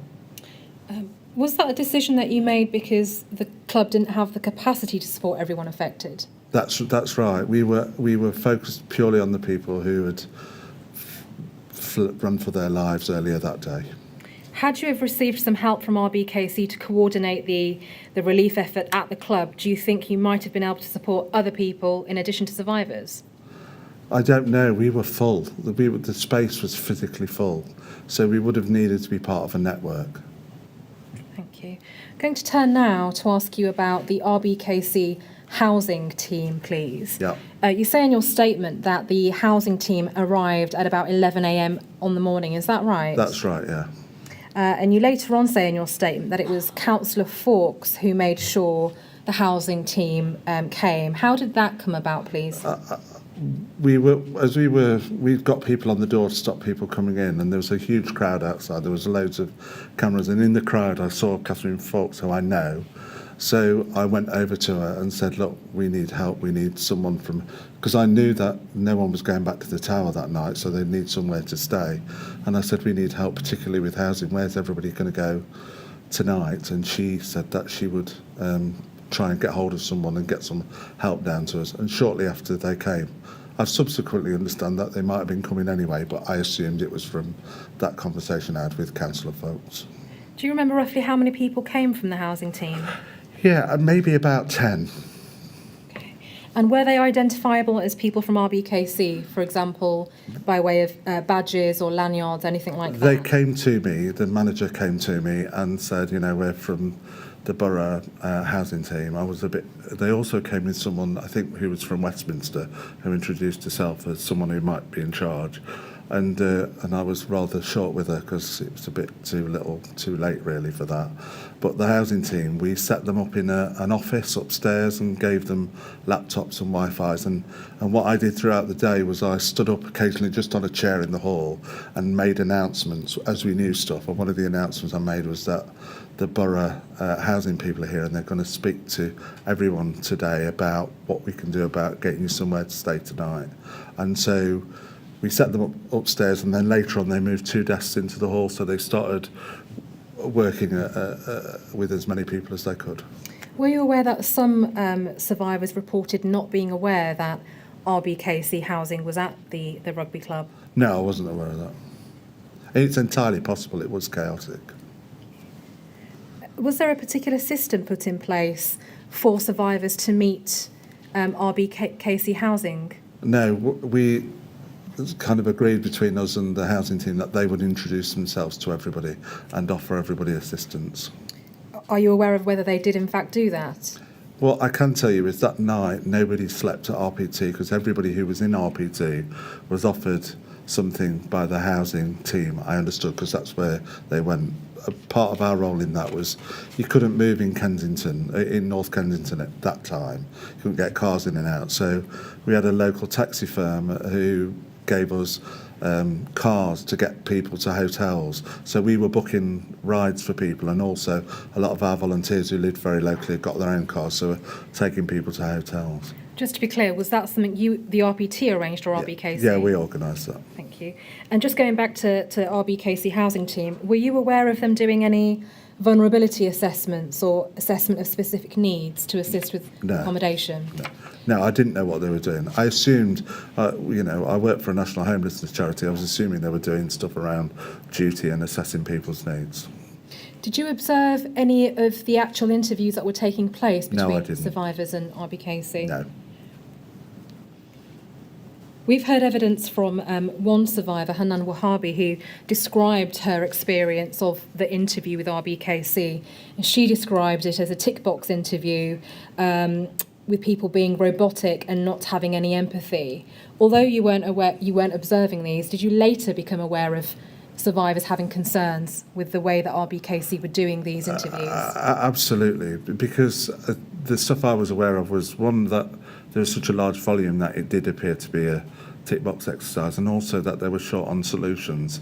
So although they were gathering information, there wasn't much giving of information. Thank you. And are you aware of whether RBKC organised any interpreters to assist people that might not speak English as a first language? I'm not aware of that. And again, in your statement, and we don't need to go to it unless you want me to, you say that we worked with survivors and the council to ensure that everyone who needed a bed for the night was able to get one at a hotel or with family or friends. I instructed staff to block book as many hotel rooms as they could. That's right. So from about 9 o'clock in the morning, one of our volunteers, I gave her my own credit card and said, start booking hotel rooms. And when the council turned back up, we were told as soon as we were told that's what the council were doing, that they were going to start booking hotel rooms and that they couldn't use the ones that we'd booked, we released those hotel rooms and cancelled that booking. Did they say why the ones that you had booked couldn't be used? Because they were doing it. In your statement, you also say that later on in the evening, at around 9 p.m, more survivors arrived from the Harrow Club to the RPT.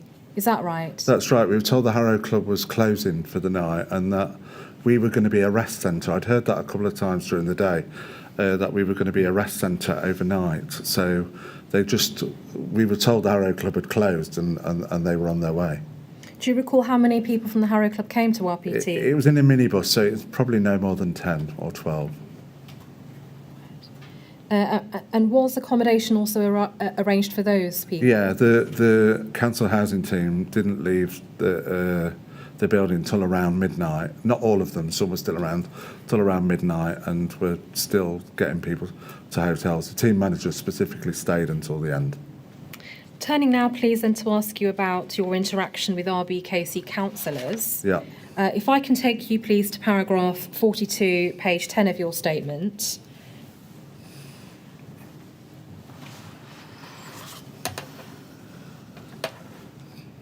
It says several local councillors offered help, but there was an absolute sense that everyone was overwhelmed, and by now the hostility towards the local council was rising. People were very angry that the fire in the tower had been predicted, and that also there was an absence of a coordinated visible response from the council. We thought it best to remain separate to the authority, although I did keep in frequent contact with Councillor Catherine Fawkes, who made sure that we were able to communicate directly with the leadership of the council to make them aware of the issues that we were facing. For example, I asked for her to make contact with the Beck and make sure that they knew that survivors were at our building and any help was directed to us. She did this, but by then the Beck was no longer in use, and she herself was struggling to get us any answers, as there was so much going on. and you've told us already it was Catherine who made sure that the housing team came to RPT. Yeah. Other than what you've said about Catherine Fawkes, what type of help did other councillors offer? We just had people coming to the centre saying, can we help? And by then we'd made that decision that we weren't allowing anyone in other than survivors. And so we said, no, other than we need to know what's happening. We need someone to come down and tell us what's going on, someone in a coordinating role. And you mentioned that Councillor Fawkes facilitated communication with the council. In what way did she do that? She would just pass those messages on, call people. Turning now, please, then to ask you about the British Red Cross. Yeah. Again, we don't need to go to it, but in your statement you say that someone called Niall from the British Red Cross arrived at around 11 o'clock on the 14th. Yeah. Is that right? That's right. And in the same paragraph 33, you say that you allocated him a room at the club. Is that That's correct? right, yeah. What was his role at the club? What was he doing? Well, when he came in, he was saying something like, "I'm the bronze." That was a term unfamiliar to me. I'm the bronze because I know there's an emergency response kind of language, but I wasn't really sure what a bronze did. It's 2 down from gold. It doesn't take much working that out. And he was supposed to be doing coordination for us and tell us what was going on. And he'd organised for Red Cross volunteers to come to RPT from, some of as far away as Kent and stuff. And we were assuming he was part of the response that was going to help the people who'd fled the tower. But in actual fact, he was just asking us questions and then getting on the phone and telling that to someone else. Is it right then that you didn't receive any substantive support from this person from no. British Red Cross? No, we didn't. And by the end of the 14th of June, had you received any information from the council about the official response in terms of the overarching coordination of that response? Nothing at all. And if we could please go to paragraph 48 of your statement. And I'm looking at it from the middle there, where you say, we had no idea what the next day would hold. Yeah. There was still no plan. There was still no communication from any statutory body on what to do.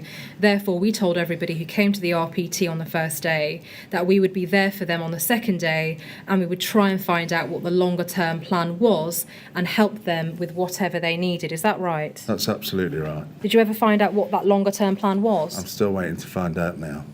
Turning then, please, to the 15th of June, is it correct to say that the club continued to offer various support and assistance in the ways you've already told us about to people that needed it? That's right, yeah.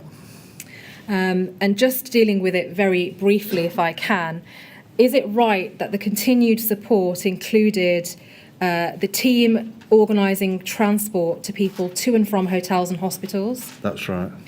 Structured clothing provision. I think you say that you had Selfridges assist with sorting out the clothing donations. Is that right? That's right. Is it right that you also organised a pop-up pharmacy and a temporary doctor's surgery That's on right. site? That's right. And you were able to source donated laptops and other IT equipment to create a tech shop, Yeah. drop-in room. And you also were able to establish a scheme providing survivors with a smartphone and laptop. Is that right? That's right, yeah. And later on, although this was the 26th of June, is it correct that you secured a package of support for survivors which included help with things like TVs, kettles, microwaves and things like that? Yeah, we negotiated a setting up home pack from Dixon Stores Group, which they donated to every survivor. Thank you. And is it right that the RPT suspended your normal services so you could assist survivors in this way? In the aftermath? That's right. We didn't start normal services again until October 2017. And in all of the support that you've described, did you receive any support from RBKC or later the London Gold Response Team to assist you with providing that support? No. Touching very briefly, please, on the distribution of grants, is it correct that the RPT was involved with the distribution of funds and you were asked to assist with this on the 16th of June? That's right. That's right. And is it correct that the RPT distributed payments in partnership with the National Zakat Foundation? That's right, in the early days we did. And at paragraph 74 of your statement, you say the RPT issued over 3,200 individual grants, totalling more than £16.8 million. Are you able to assist with how many grants were distributed in the first week following the fire? No. And did you receive any support from RBKC or later the London Gold Response Team in administering those grants, given that you weren't a grant-making organisation? No, we administered grants on behalf of RBKC to residents of the walkway. And so they asked us to give every family on the walkway a grant of £5,000, so we did that on behalf of the borough. Do you remember when that scheme came into place? Maybe a week or so after the fire. Maybe a couple of weeks after the fire. Thank you. And in the first week following the fire, were you aware of RBKC making emergency payments to survivors? No, I wasn't. I want to turn now, please, to a meeting with Hilary Patel that you mentioned in your statement. If I can take you, please, it might make it easier, to paragraph 59.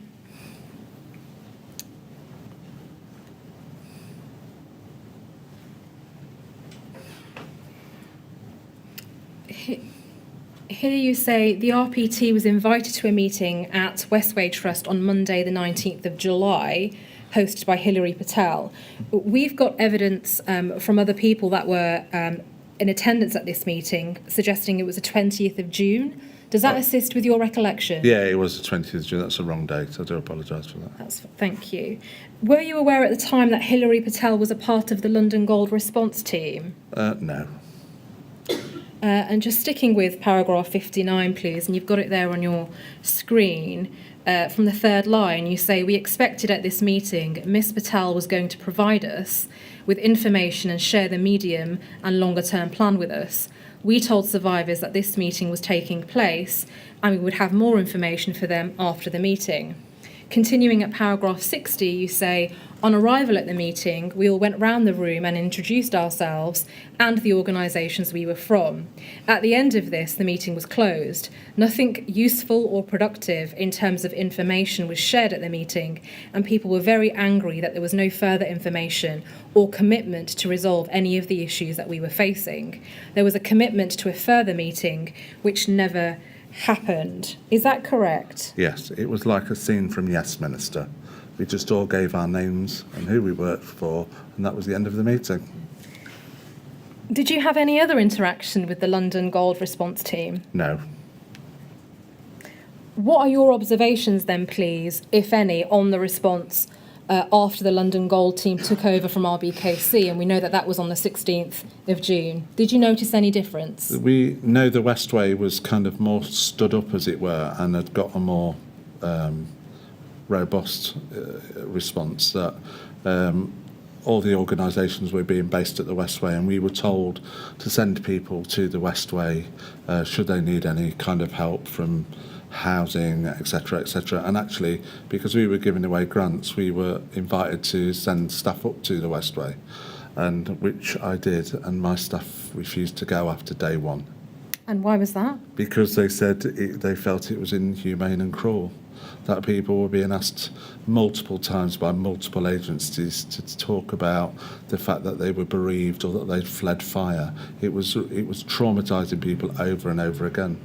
So we withdrew from the Westway. Thank you. In your statement, you say that your estimate is that the RPT supported around 210 people, consisting of 165 households from Grenfell Tower and Grenfell Walk. Is that right? That's right, yeah. Do you remember roughly how many of these people were supported in the first week following the fire? I have no idea. Everyone who came to RPT, we supported. We didn't kind of have a cap on that. If you were from the tower, you were welcome. And in this paragraph that I've just referred to, and again, we can go to it if you want to, but you also mentioned Grenfell Walk. Yeah. So was there a time later on where your services opened up? Yes, to Grenfell Walk, because Grenfell Walk, again, there was an absence of information. We were unaware that Grenfell Walk was so badly affected. And then as soon as we found out it was, we allowed people from Grenfell Walk to use the centre and opened up our grants programme to Grenfell Walk too. Do you remember roughly when that was? I don't. It certainly wasn't. Maybe towards the end of the first week and into the second week. Were you aware of something called the HASG, Humanitarian Assistance Steering Group? No. And so is it right to say you weren't invited to any of those meetings in the first week? No. Do you have any views on what difference it might have made if rest centre leaders like you were invited to these strategic types of meetings? Yeah, well, I can guess, because in truth, to us, none of it really mattered, but to people who'd run for their lives and were bereaved, it would have mattered a lot if we were able to give them simple answers to simple questions like, where will I be sleeping tonight? Where will I be sleeping tomorrow night? Instead, we were left taking questions and hoping we could find the answers on their behalf. But there was an absolute absence of any communication or any information at all. So even if we'd have got a bit of that, that would have been really useful. Thank you. Turning to a slightly different topic then, please. You say in your statement, and this is at paragraph 91, there was no interaction with central government at a strategic level. Nick Hurd, who at the time was the Minister of State for Policing and Fire Service, attended the RPT in the immediate aftermath, offering his help and support. What specific support did Nick Hurd offer? Well, we told him about some specific issues, particularly related to his role as Minister of Police and Fire. We've got a chap who was really reluctant to take any money from us. He wanted to work. His car was in the exclusion zone that he earned his living with. He was a driver, and we asked Nick if he could get that car out so this chap could earn a living. That's just a really practical example. But also channeling these messages in that we had no idea what was going on, and if he could find out, that would have been a great thing. Or if he could move things around so someone would talk to us and tell us what was happening, that would have been a great thing too. Was he able to provide any indication as to what coordination was going on at a central government level? Yeah, I mean, it was all very strategic and saying, Gold Command's in, Southwark are leading it, assisted by other people and all the rest of it. But it made its best no difference day to day. So did you find it helpful, the support offered from Nick Hurd? I found it useful in that he directly helped residents where he could. That was useful. But although he was, telling me what was happening, it was having no impact really on the ground. Thank you. Turning now, please, then to paragraph 86 of your statement, and if we can go to it, you outline what you consider the organisational challenges to be at the time. Yep. And you say the RPT is not an emergency response organisation. Nothing like this was ever envisaged, and the scale of the Grenfell fire and the numbers of people that were affected was unprecedented.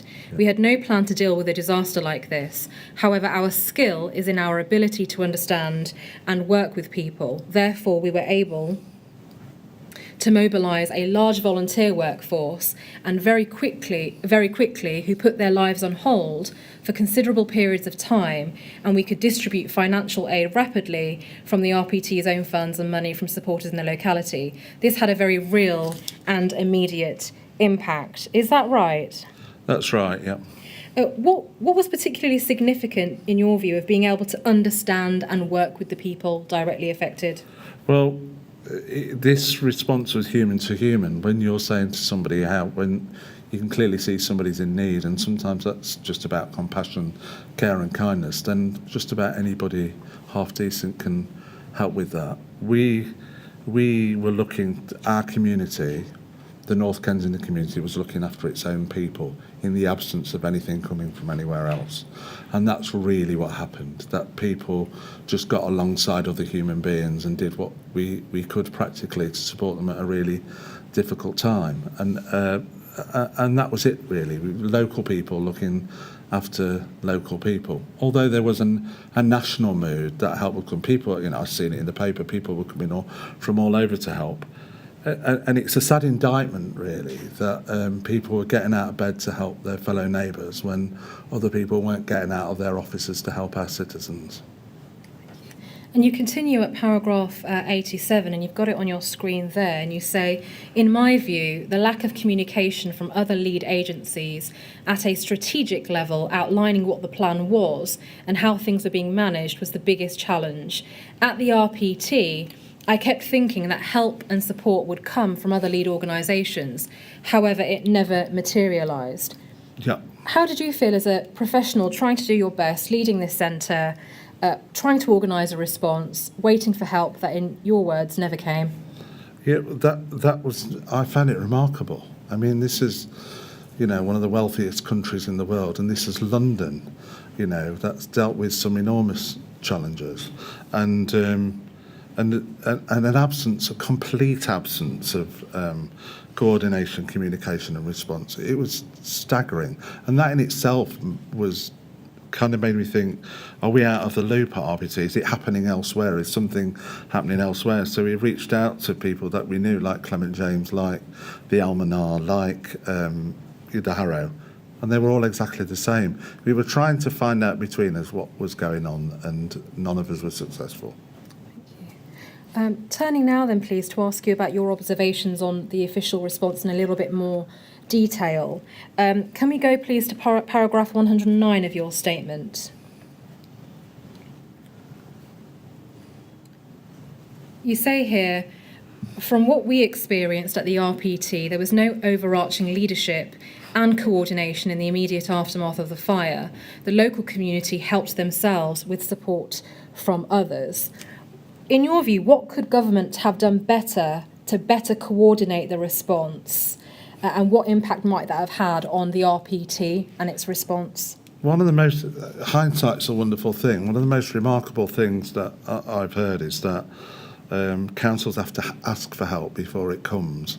And it was clear to me at 9 o'clock on the morning of immediately after the fire that the borough were not able to cope. So why just leave the borough unable to cope until they've worked out, why they're unable to cope before somebody steps in? I found that remarkable, and I still do. It's incredible that can happen. But what do I think they could have done? We could have had better communication. We could have had somebody come to our centre even with a phone that knew that other people or other centres with a phone that had a connection to Gold Command that were relaying information both ways. We could have had almost like a key worker situation. We'd organised that in 24 hours, that if someone came to RPT, they'd never had to tell their story more than once, and that was the first time that they came because we shared that story. So when I went to the Westway Centre, I went, and it was almost like one of those, multiple choice things on a telephone where you press it. And this was a conversation. Hello, I've come for a meeting, and they said, are you a survivor, are you bereaved, or are you a visitor? Because that depended on, that's how you were asked if you were bereaved. Those simple things led from the front about a compassionate response that started with human beings and ended with human beings. That would have been far better. So I'm sure stuff was happening at strategic level about who was the bronze and who was the gold and all the rest of it. But who was really looking after people who had lost their children in the fire was far from people's minds, because they were left to God and good neighbours, and that can't be right in 2017 in central London. Thank you. Touching briefly, please, on your interaction with the TMO. In your statement, paragraph 93, you said that there was no interaction with the TMO. Is that right? That's right. We've heard evidence from witnesses from the TMO who say that staff was sent to the RPT. Were you aware of TMO staff at the RPT? I had a glancing experience of the TMO. We saw two people in high-vis jackets who were stood near the door, and they were leaving. They got a few scraps of paper. And I said to Riley, who was the chap who was manning the door, who are they? And he said, I think they're from the TMO. So they never made themselves known to us. Was that on the 14th? Yes. Was there a desk set up or anything like that? No, they didn't make themselves known to us. We guessed they were the TMO because they got high-vis jackets on. Right. If I can ask you to turn, please, to paragraph 108 of your statement. Here you say, none of the agencies engaged with the community quickly enough to make any discernible difference to them or their situation. By the time any serious attempt was made, the community no longer trusted the organisations to support them. It came too little, too late. Yeah. What difference might it have made if RBKC had integrated organisations like the RPT in their emergency planning early on the 14th of June? I honestly don't know, because I can't imagine what that might look like, but I can only imagine it might have been better, because at least we'd have dealt with the communication stuff, at least we'd have dealt with the practical stuff about whether we were a rest centre or not, because we never knew we'd been designated a rest centre or being described as a rest centre until early evening and things like that. So just improving communication and improving that coordination of support might have been really useful. But we're a youth organisation in North Kensington. We're not an organisation that's geared up to deliver emergency response stuff. So we would have been an ally to the borough rather than a leading actor, and we ended up being a leading actor. Thank you. I want to take you now, please, to a document. It's LFB 00119228. This is the Mind the Gap, a review of the voluntary sector response to the Grenfell tragedy report commissioned by the charity Muslim Aid. Are you aware of it? I am. And if we turn to page 2, please, which is the acknowledgements, your name is listed there as somebody who contributed to the report. Is that correct? That's correct. I want to ask you about some of the conclusions and recommendations in the report, if I may. Turning, please, to page 7. Under the heading Strengthening Coordination, which is the second one, it says there were good examples of the coordination in the Grenfell response, for example, between Muslim charities, between funders and those who collaborated around cash grant distribution.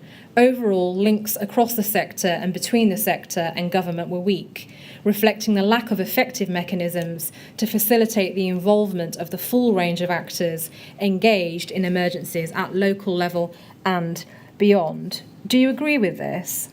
I do. Why do you think this is an issue? I think it's an issue. For example, we were trying to help people with cash and grant distribution, but we had no way of sharing information about who we were supporting, how much money had gone out, and that kind of stuff. So improving that definitely would be useful. Having a central point for donations would have been really useful. We were having people call us very early saying we want to donate to Grenfell Tower Fire, and luckily the Kensington Chelsea Foundation had started an appeal, so we directed everyone to that and contacted them to tell them that's what we were doing rather than accepting donations. But this is stuff we all did by ourselves. So the GMRU, as it became known as, a Grenfell Muslim Response Unit, some young Muslim guys and women came to help and started to support community and organise a flow of funds. They were supported by the National Zakat Foundation. We made those links ourselves very quickly because we knew those links needed to be made. We work in a really diverse community, and meeting the needs of diverse communities requires a diverse response. Thank you. And in any future emergency, how do you think a coordinated response between local, central government and the voluntary community and faith sector, how do you think that might be achieved? They by legislation, basically, because I think if anything's optional, then it won't happen. So they need to legislate to make sure that that happens, and that the voluntary sector organisations, and not just the voluntary sector infrastructure organisations, but those organisations that are embedded in communities, are involved in those plans, are aware of those plans, and their strengths are added to that of others. And you just touched on a diversity point. Can we look at page 36, please? It's the second subheading, Embracing Diversity in the Voluntary sector. It says the community affected by the fire was highly heterogeneous, and this was reflected in people's different linguistic, religious, cultural, physical, and psychological needs. Catering to this diversity requires organisational identities and cultures that are attuned with it, highlighting the critical importance both of enhancing the diversity of volunteers, staff, and leadership in mainstream emergency response actors, and embracing the contribution of others. Do you agree with this? I do. And how do you think this work could be achieved? What practical steps could be put in place? I can only speak from my own experience that we've got largely a workforce that reflects our community locally, and building on those kinds of things. But it's the line that I'm drawn to is mainstream emergency response actors, and I think that's a question for those rather than for me. I can talk very candidly about Rugby Portobello Trust and how we meet issues around diversity, but for mainstream emergency actors, I don't know. That's not my area of expertise. Thank you. Are you aware of any specific efforts being made following the fire in the North Kensington area to improve the understanding of the diversity of the community? No, I'm not. I am aware there was a Pan-London response to major incidents, so I took part in a couple of those meetings, and diversity was definitely on the agenda there.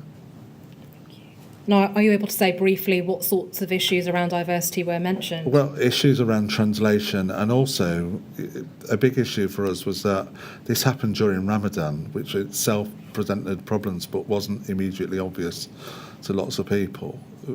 With the help of some guys from the East London Mosque and other local people, we ended up having a iftar on the street outside Rugby Portobello Trust for thousands of people, because people kind of there was a failure to accept that this community were deeply traumatised by what had happened, but also how that manifests itself. Communities don't all grieve in the same way. They don't, English people, if you look at archetypal stereotypes, we're very stoic, it's stiff upper lip. That's not the case across loads of different communities, and actually understanding and being able to respond to that is really important. Thank you. And you touched briefly on sort of bigger voluntary organisations.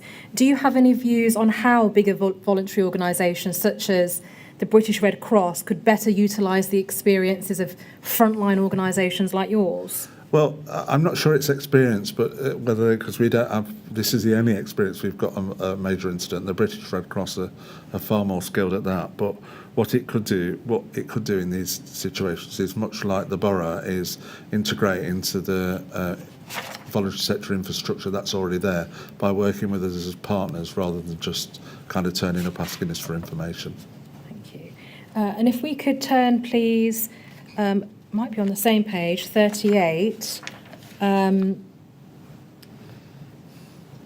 Yes, it's the second subheading, enhancing collaboration between voluntary and faith-based organisations.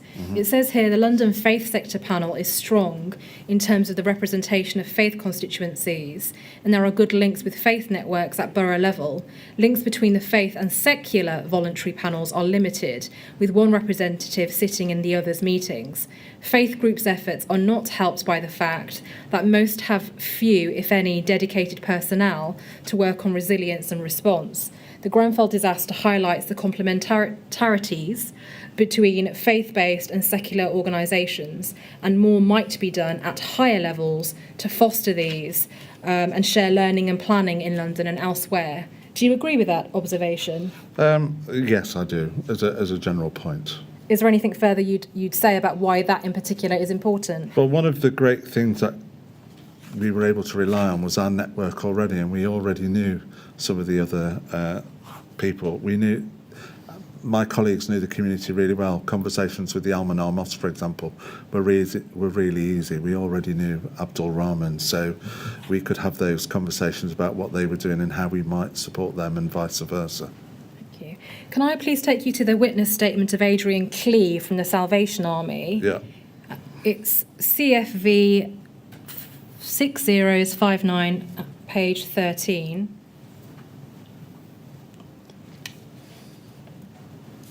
And it's just this portion, second paragraph up from the bottom of the page with the Roman numerals. Have you got that? Yeah. He says, personally, I believe that the Civil Contingencies Act needs to be strengthened to make it a requirement for Category 1 responders, LRFs, which is Local Resilience Forums, to involve the VCS in their emergency planning and exercising. The Act currently just says they must pay due regard to the voluntary sector and the role that it can play in responding to emergencies. As a result, there is not a consistent approach across the country within LRFs or local authorities. Some are examples of best practice in terms of LRF, LA, VCS engagement. Some are very poor. The VCS itself can continue to advocate for more engagement, but unless involvement in the LRF LA emergency planning process is mandated, there will continue to be an inconsistent picture across the country. Do you agree with this assessment? Wholeheartedly. Is there anything further you would add to it? I think it draws on my point earlier about legislation. Thank you. Since the Grenfell Tower fire, have there been any efforts from RBKC to meaningfully involve the RPT in their emergency planning? No. Has there been any contact at all? No. Well, there has. But In that respect? Not in that respect. Has there been any involvement or work with the Borough Resilience Forum No. and the RPT? No. And are you aware of there being any broader efforts within RBKC since the fire to engage with other community or faith organisations in terms of emergency planning and response? Not that I'm aware of.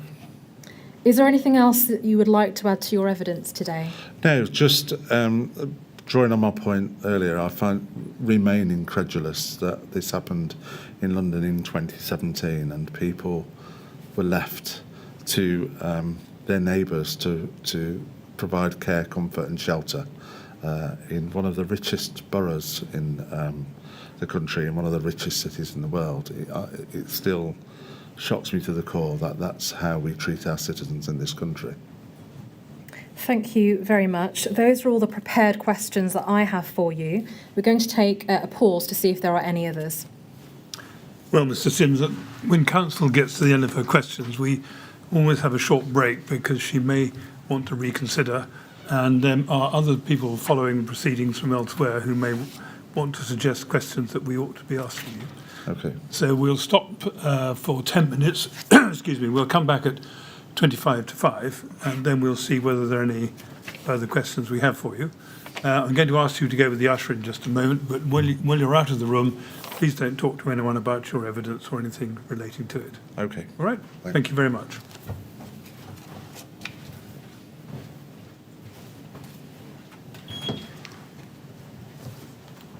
I said 25 to 5, 10 minutes I think will be enough, won't it? Yes, If thank not, you. just let us know and we'll give you more. Thank you very much.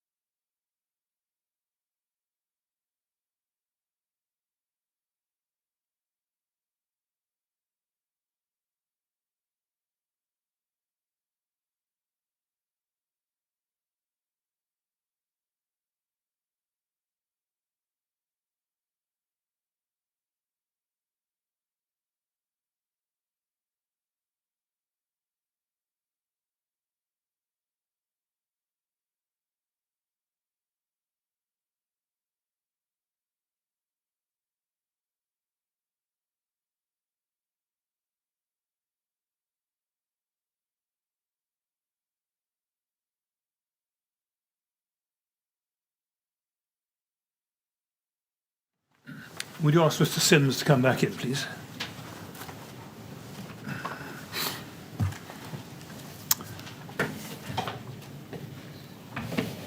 Right, Mr. Sims, well, let's see if there are any more questions for you, shall we? I've Yes, got no Mrs. more questions. Just to thank you very much for coming to assist the inquiry today. We're very grateful for your help. Thanks. Mr. Sims, don't go for a moment, because I must thank you on behalf of all three members of the panel. You've come all the way down from Nottinghamshire to give us your evidence, I think. Is that right? That's right, yeah. And that means it's a day out of your life, the time you get back again. And I'd like you to know it's been very helpful to us to hear everything you've had to tell us. We've heard a lot about the Rugby Portobello Trust during the course of the inquiry, and I should have said the same about the Clement James Centre when I was thanking Miss Richards. But it's been really interesting and helpful to us to hear what it was like on the ground from the people who were there. And I think you both, if I may say so, demonstrated a very impressive response to the incident. So thank you for coming to tell us about it. Thank you. And now you're free to go. Thank you very much.